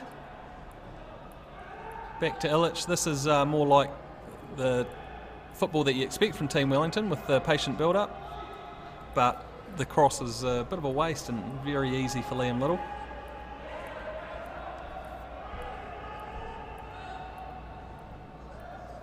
Yeah, Team Wellington, I think they've only had one win in their last 5 matches, so they'll be feeling a bit of pressure because they were obviously one of the pre-season favourites along with Auckland City, and with Auckland City winning yesterday and Eastern Suburbs having such a good season as well, I think Team Wellington are just losing touch of that top 2 at the moment. Yeah, from their perspective, critical that they can get back on track today. Hopefully for our sake, they have another bad day at the office.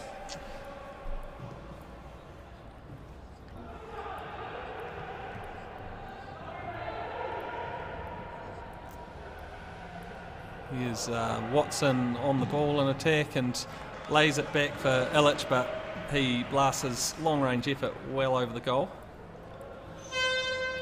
You say, Lewis, Team Wellington starting to build a bit of momentum in the final third. Yeah.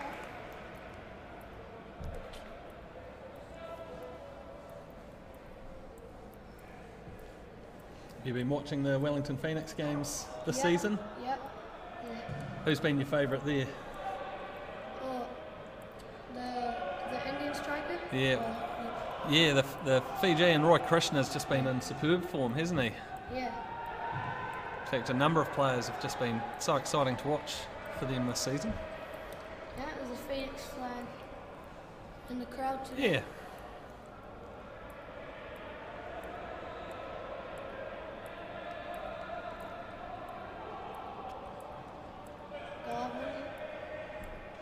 Can't get that pass off. Have it at the back. Good pressing from the substitute Ben Wade there. Him and Coughlin still working hard in attack there as well. Not making it easy for Team Wellington. You can just sense a bit of frustration from the visitors. Watson dropping very deep to get the ball, but he's fed Bevan and oh, it's play on. Fjortoft had appeared to have been clipped. And Southern finally get the ball clear. That was would have been very interesting there. Yeah.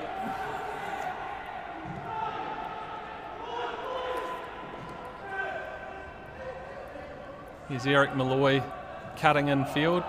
He finds Watson again dropping quite deep, but easily dealt with. Oh, and that's exactly what you get from Hamish Watson on the field. He'll always be trying to shut players down like that. Real physical intent up there.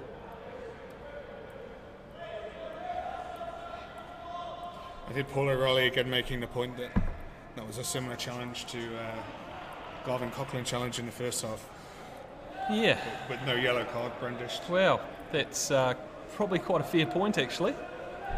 So there didn't seem to be much in the challenge from Garvin that saw him pick up a yellow card. I think, well, 2 yellow cards so far, I guess. One for Garvin and one for Paul O'Reilly for protesting the decision. Garvin here driving through the middle. It's Team Wellington 5-on-5. Southern's defence here. It's Watson out on the right-hand edge, cuts onto his left foot, but the shot's blocked. Oh! That shot's blazed over the bar again.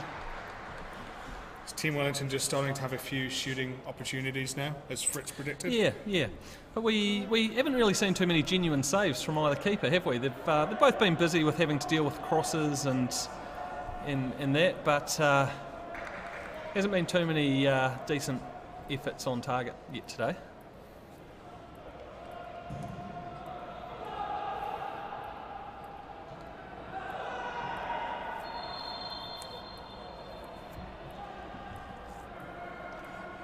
Coughlin penalised for a handball there. Team Wellington start again from the back.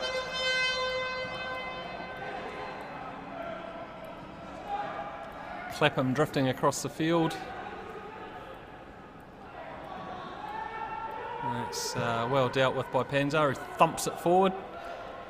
Yeah, I think Tony Whitehead sits in that holding midfield role for Southern United and just sort of quietly goes about his action, about his job. He's probably done a good job of shutting down that space for the likes of Bevan and Clapham today.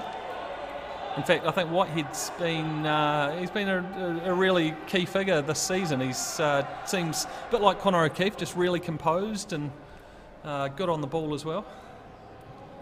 Yeah, certainly what he brings to that role at the base of centre midfield is strength, good intelligence, and good ball-winning mentality. Yeah. He was probably as surprised as anyone to pick up 3 assists last week, as Garvin Coughlin bagged a hat-trick, but Team Wellington trying to attack down their right-hand side with Jack Henry Sinclair. And Watson thumps a shot, but deflected into the arms of Liam Little. 20 minutes to go here, still no goals. Yeah, this half sort of seems to be flying by, and we've really only got about 20 minutes left to see if someone can find the decisive goal.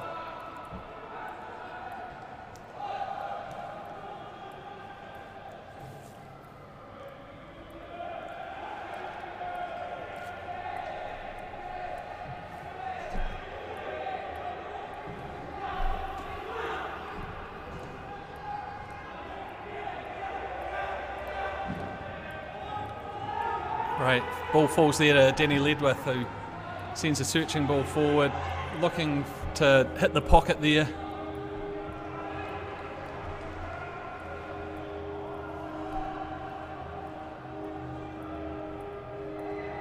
But Southern are doing a good job of holding their shape here, so making it tricky for Team Wellington, although Bevan now in a wee bit of space. Tries to dance past Ledwith, and no free kick awarded. It actually looked like Danny Ledwith had given himself up a wee bit there, but I have to say the ref has, there's been a couple of contentious decisions, but probably been reasonably consistent with a lot of those challenges. He's let a bit of the physical play go. Yeah, I think other than, obviously there are always contentious decisions in games, but I think the referee's done a really good job so far today.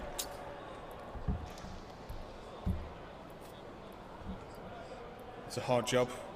Have you ever been out in the middle in the Winter Morgan? I have done it a few times, and it can be very challenging.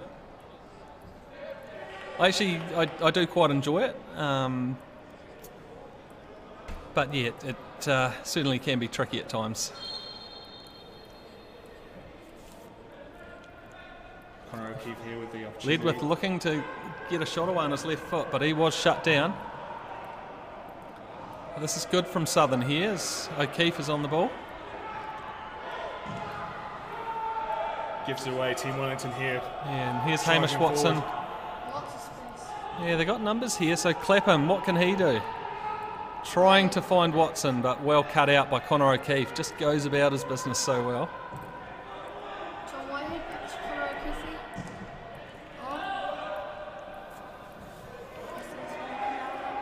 Lewis, have you ever thought about refereeing? No. But you'd like to, right? You'd give it a go? It is something which I would, recommend that all players should give a crack at some point, because at the very least it'll give you an appreciation of just how hard it can be out in the middle. Yeah, I've got to say I've been doing it for a couple of years now in the social men's division in Otago, and I find it to be really enjoyable. Yeah. You do get the odd contentious decision to make, but actually you're right. It does give you a huge appreciation of the challenge of in a few seconds making really tough decisions. Yeah. Great. So another substitution here, and this is young Alex Cox. Now, is this his National League debut for the senior side, Chris? Yeah, I believe it is. Yeah.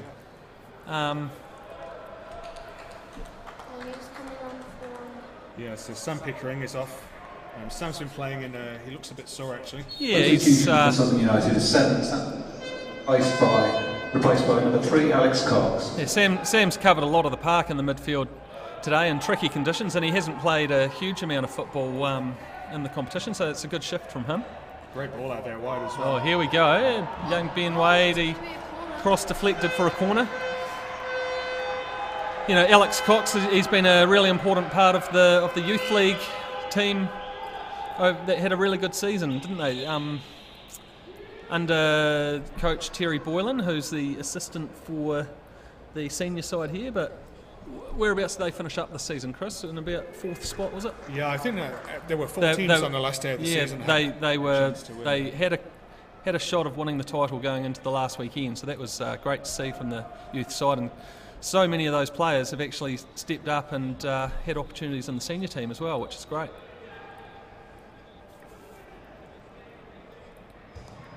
Corner from Dunedin, but it's very deep. No one back there for Southern United, so they'll just have to watch the counter now. Hamish Watson, it's pretty clever there, and he manages to find. Is Henry Cameron come on? Has he? Yeah.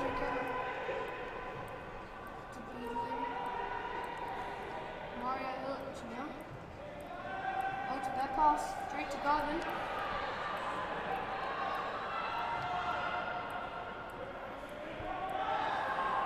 Here's Abdullah Al-Khalisi. Well, once again, the ref lets a rather physical challenge slide there, so Garvin's been under heavy attention today. I guess that's to be expected. Yeah, I would say from my angle that actually that was a really good decision by the ref. I think Garvin he'll be watching this back later and he can tell me off if he likes, but I think he was looking for that one a little bit. Yeah. Tell you what, here, corner piece, linking up again. Now Eric Panzer. Into the middle to Stephen Last. Stephen Last rocking the very white boots today. That's pretty brave for a centre back. Now, there is a rule among the team that if you have new gear, you do have to announce it before putting it on at training. Okay. So that there can be organised ridiculing, I believe. Good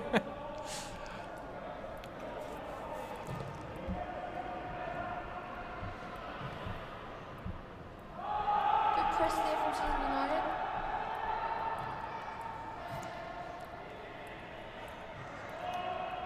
No. Brilliant energy. Yeah, Southern confident enough to play the ball out of their own half, although they have turned it over now. And, well, can understand a bit of the frustration because it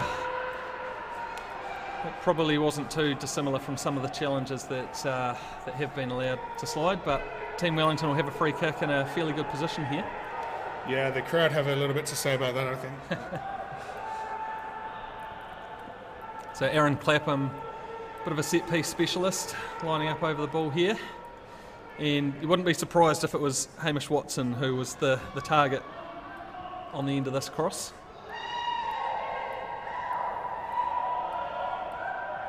Crowd making a lot of noise now.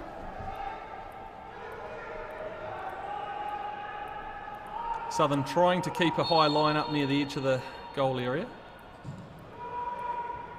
And there is a header there from Illich, but it's comfortably over the bar again. Now this is the stage of the game I start to get a little bit frantic, Morgan. I do take it to heart. I hope I can keep my nerve. Yeah, it's starting to get a wee bit nervy because, you know, Southern United went into this game as big underdogs, and yet they've done a very good job of shutting out Team Wellington so far, and this is where you do start to think about, you know, one goal from either team could snatch a very important 3 points. So it does start to get a wee bit nervy. Here's Bevan on the ball again, and he sends it right across looking for Watson, but headed behind for a corner kick.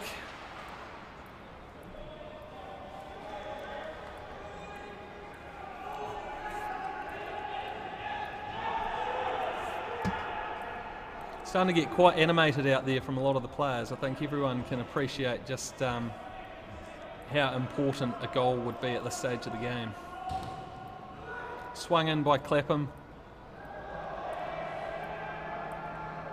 And Liam Wood couldn't get a telling header on the ball there, so that's going to be another goal kick. So I see Henry Cameron's come on now for Team Wellington, and looks he's like Eric Malloy. Yeah. So no surprises there. Yeah, Henry Cameron. He's still only 21 years old, but has represented the All Whites. He was born in England, and there could be a bit of interesting banter out there because I think in 2017 he spent the season at Limerick in Ireland along with both Garvin and Tony Whitehead. And here's El Khaleesi, chips it through, and Danny Ledwith just about got on the end of that, and well, he was legitimately going for the ball there, but it looks like a free kick has gone the way of Team Wellington. But that was really clever from El Khaleesi. Gee, I've been impressed with his just his overall work rate. I knew when he came down here that he was a bit of a wizard on the ball. He's had spells at Auckland City and I think Waitakere and Tasman as well. But he's just fitted right into the system here with the high work rate and good pressing. Yeah, I'd say it's taken him a few games to get going. He was quite quiet in the first half of the season, but certainly the last 3 or 4 games he's shown what he can bring to the team. Good pressure there again from Garvin Coughlin up front. He's put in a mountain of work up front. He hasn't quite had the rewards today that he did last week, but you can't fault the effort and work rate. Yeah, something I sense is that even though at 1 point would be an amazing result for Southern against such a quality team, that they're not happy with that. They are going for 3, and they are still taking risks, and they're still trying to play in the final third. And that's a true sort of, you know, proof of how far the Southern United team have come over the last few seasons. Not that long ago, we would have been delighted to get a point. There's Garvin Coughlin with the bicycle. He's only a foot wide of goal. Oh, absolutely stunning from Garvin Coughlin. Maybe if he hadn't dyed his hair, it might have just snuck in. But just great intent again from Southern United, who, as Chris said, they're not just happy to get a point here. They now genuinely go out there to win every week. Now, from where we're sitting, we could see it was trickling a little bit wide, but not far away at all. From where the crowd was sitting on the other side, it would have looked extremely close. Yeah. There's another wee challenge there. The ref is allowed to go by Panzer, but given away. Does his best to mop up. Yeah, a little bit sloppy there. Yeah, and that's just that kind of wee sloppy mistakes that, given the heat and the conditions that the players are playing in out there, it might just take one little mistake from either team that could be pounced on to break the deadlock here.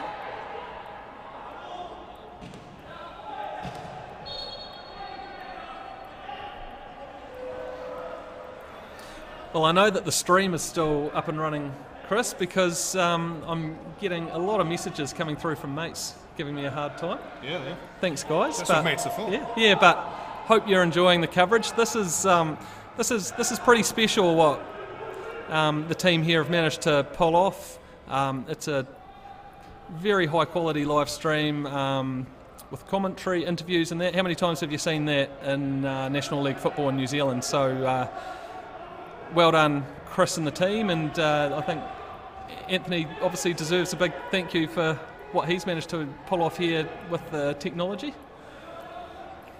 Yeah. He's very modest about it, but it is it's quite a lot of work that he's put into the setup for the club, and it's we would love it if all the teams in the league could eventually get to this level, so we can all watch our teams. Well, that's right. It would be great if we could watch Southern in this kind of quality when they're getting around the league, particularly given the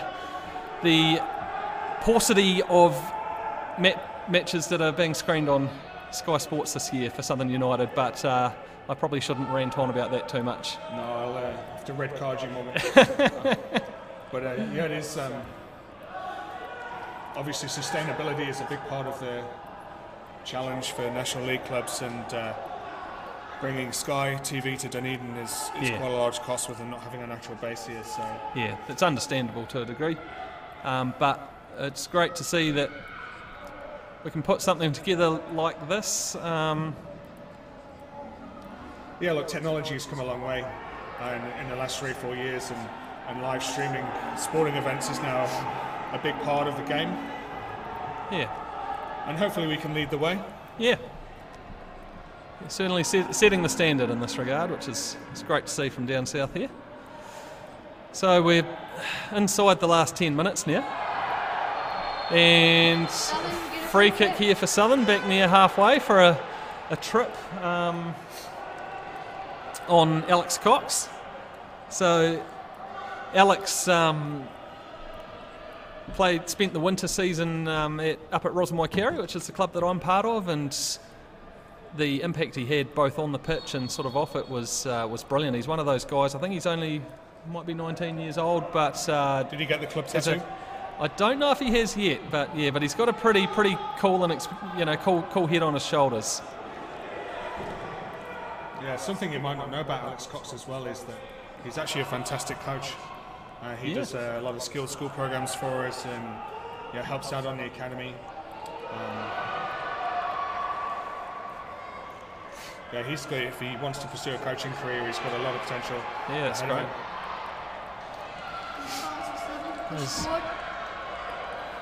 Tony Whitehead feeds, I think it's Cox out there. This is, once again, good intent from Southern. Doesn't quite come to anything, but And Paul certainly waving the team pressing. to box them in and move forward. One thing we know about Team Wellington is they can play themselves out of a hole quite nicely. Oh yeah, and they're well noted for popping up with some very important late goals in matches as well. So there's certainly still time for a goal in this game yet.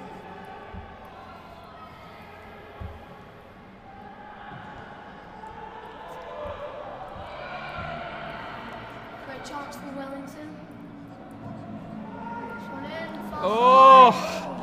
And it was Jack Henry Sinclair who switched over to the left-hand side here, and diving header that's just bounced over goal there. Was from a tight angle, and Liam Little may have had it covered. Again, we saw how well Team Wellington can move it from their defensive third into their forward third very quickly. Yeah. Liam Little takes the goal kick. It's a high one. Thumps it into the mixer. There's Coughlin with the header. Good composure. Yeah, it's good to see Southern have got a few players forward there to, again, put the pressure on Team Wellington, and they're rewarded with an attacking throw-in here, right in the corner. Again, I think Khaleesi's done a fantastic job of pressing. That's great work rate. He looks like he's out on his feet there, but it's been another solid effort from the team. You get the impression with the boys have got there too that players can't get away with not putting in the effort because their teammates will have them up for it. They've got big expectations from each other.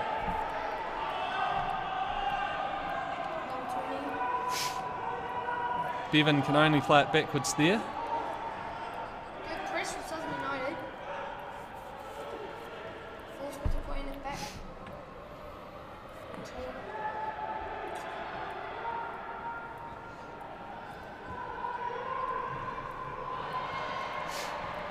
Well shut down there by Alex Cox.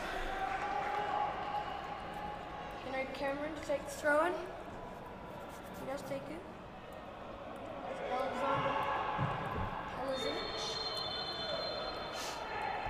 Oh. Yeah, looks like a penalised for pulling shirts there. Yeah, I think he held it back there.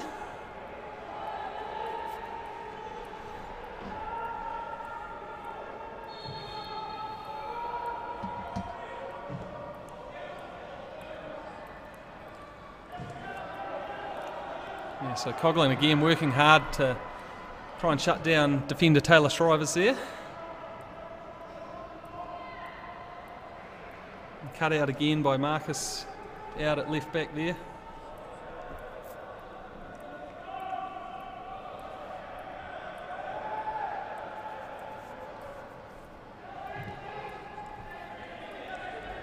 Looks like a substitution for Southern United. Yeah, a bit of frustration again from Team Wellington. Bevan couldn't get on the end of the ball there, and cool head from Eric Panzar let that one go for another goal kick. Who's coming on, Lewis?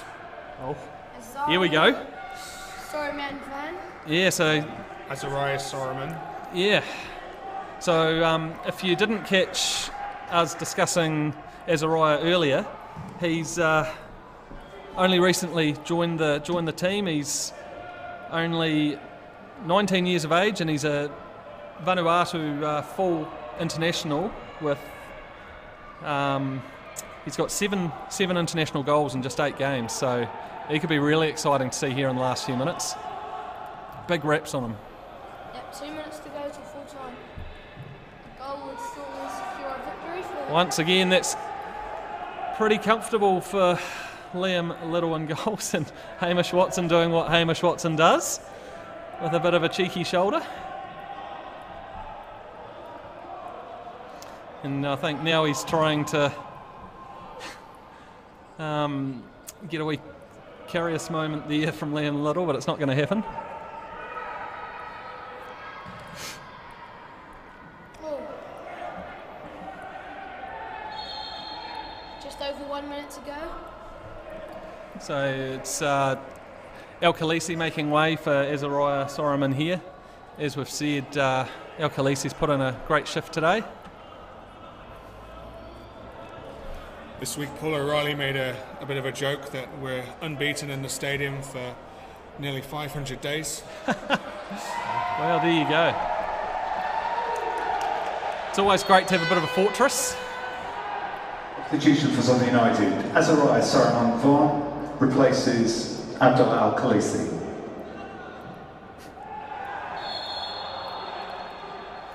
And another foul on Garvin. I don't know how many times he's been clattered into today.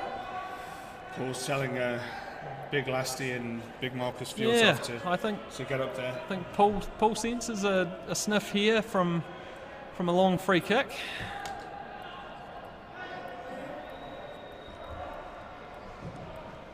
And it's tried to swing it wide there to Benjamin Wade, but dealt with by the Team Wellington defenders.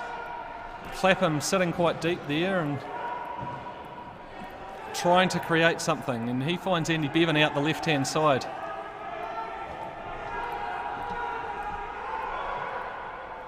Now Jack Henry Sinclair whips in a left-footed cross, but swings just over and wide of Liam Little's goals. More frustration for Team Wellington. The referee has indicated there will be 4 minutes of additional time at the end of this half. 4 minutes? Yeah. 4 minutes. There's still time for something to happen here, isn't there?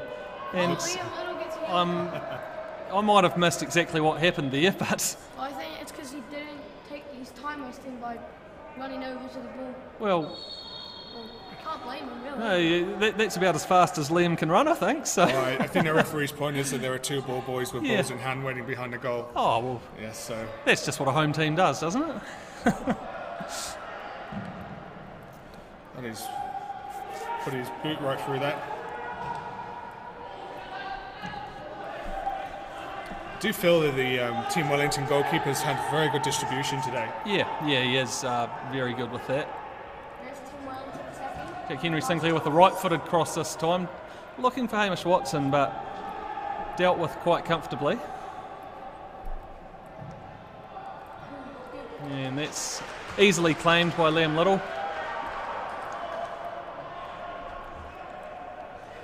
This will be the longest 2 minutes of my life.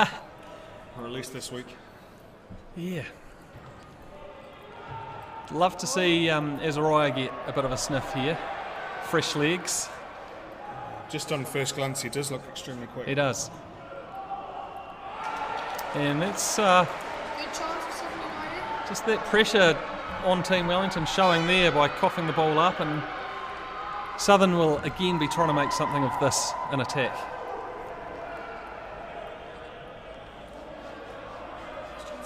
Can someone step up with a bit of magic, do you reckon, Lewis? Well, I hope so, but Team Wellington does look solid at the back.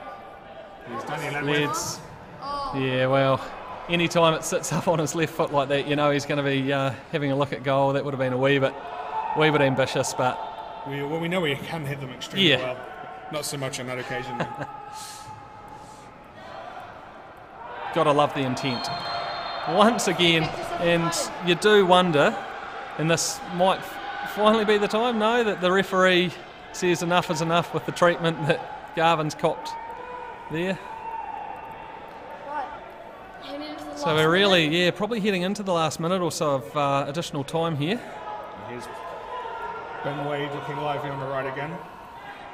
Connor O'Keefe finds Ben Wade in a bit of space here. He sends a cross in, it is dealt with, but there'll be time for a corner for Southern, and the big timber will get up there now.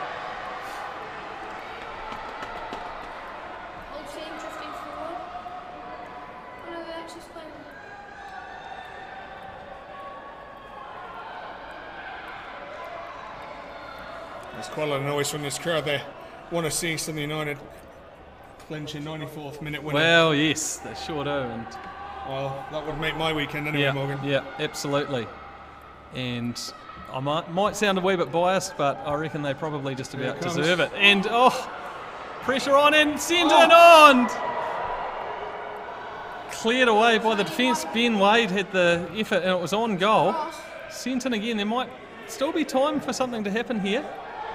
So we enter the dying seconds. Unfortunate deflection there for Southern United, but well cleared by Connor O'Keefe, as cool as ever. Our Team Wellington going to have one more attack. Yep. desperate to get another effort on goal here, Team Wellington. I think Alex on the ball, finds Watson. Jack Henry Sinclair in the middle of the park now, but that's some, great defence there. Danny Ledwith, he's battled away all day in the middle of the park there and earned the free kick there. Is there one last chance to send it into the mixer? Keeper's coming up to take it.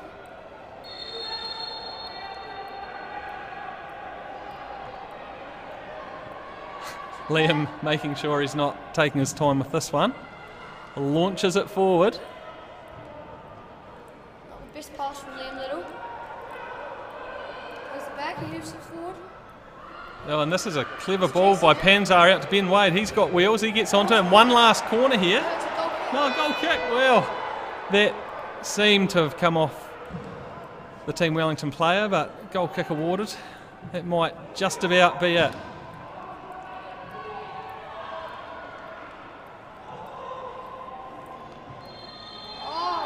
And referee Joe Waldrum blows his whistle. Full time, 0-0 between Southern United and Team Wellington.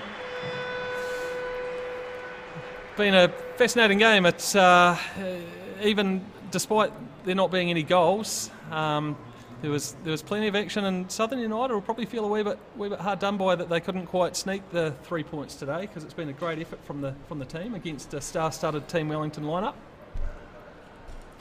Yeah, other than there was a 10-minute period where Team Wellington had a good amount of possession and a few shooting opportunities, I'd say that's one of the best halves of Southern I've seen.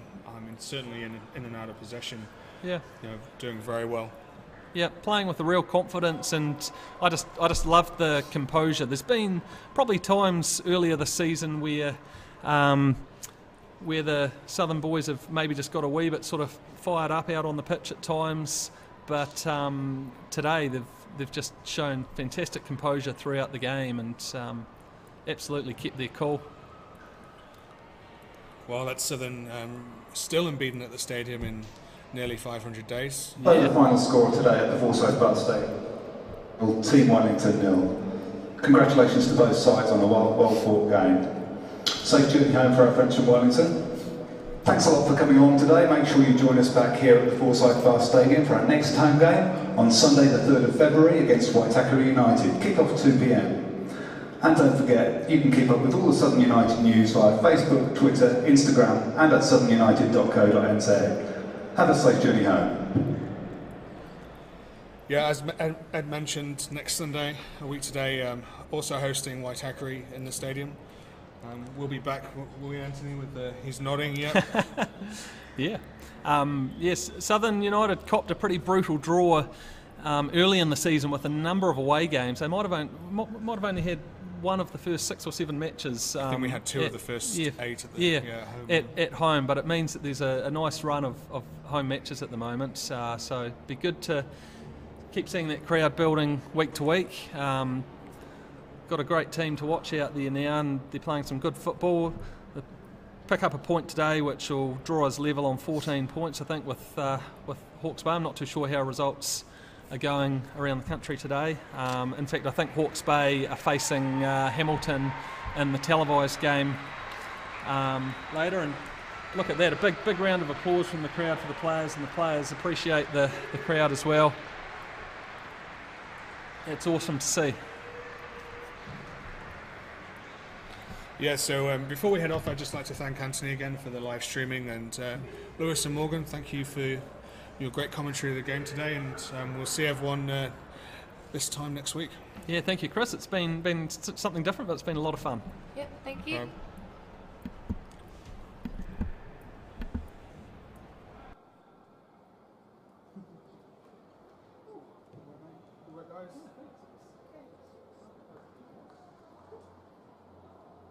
I did get a text message saying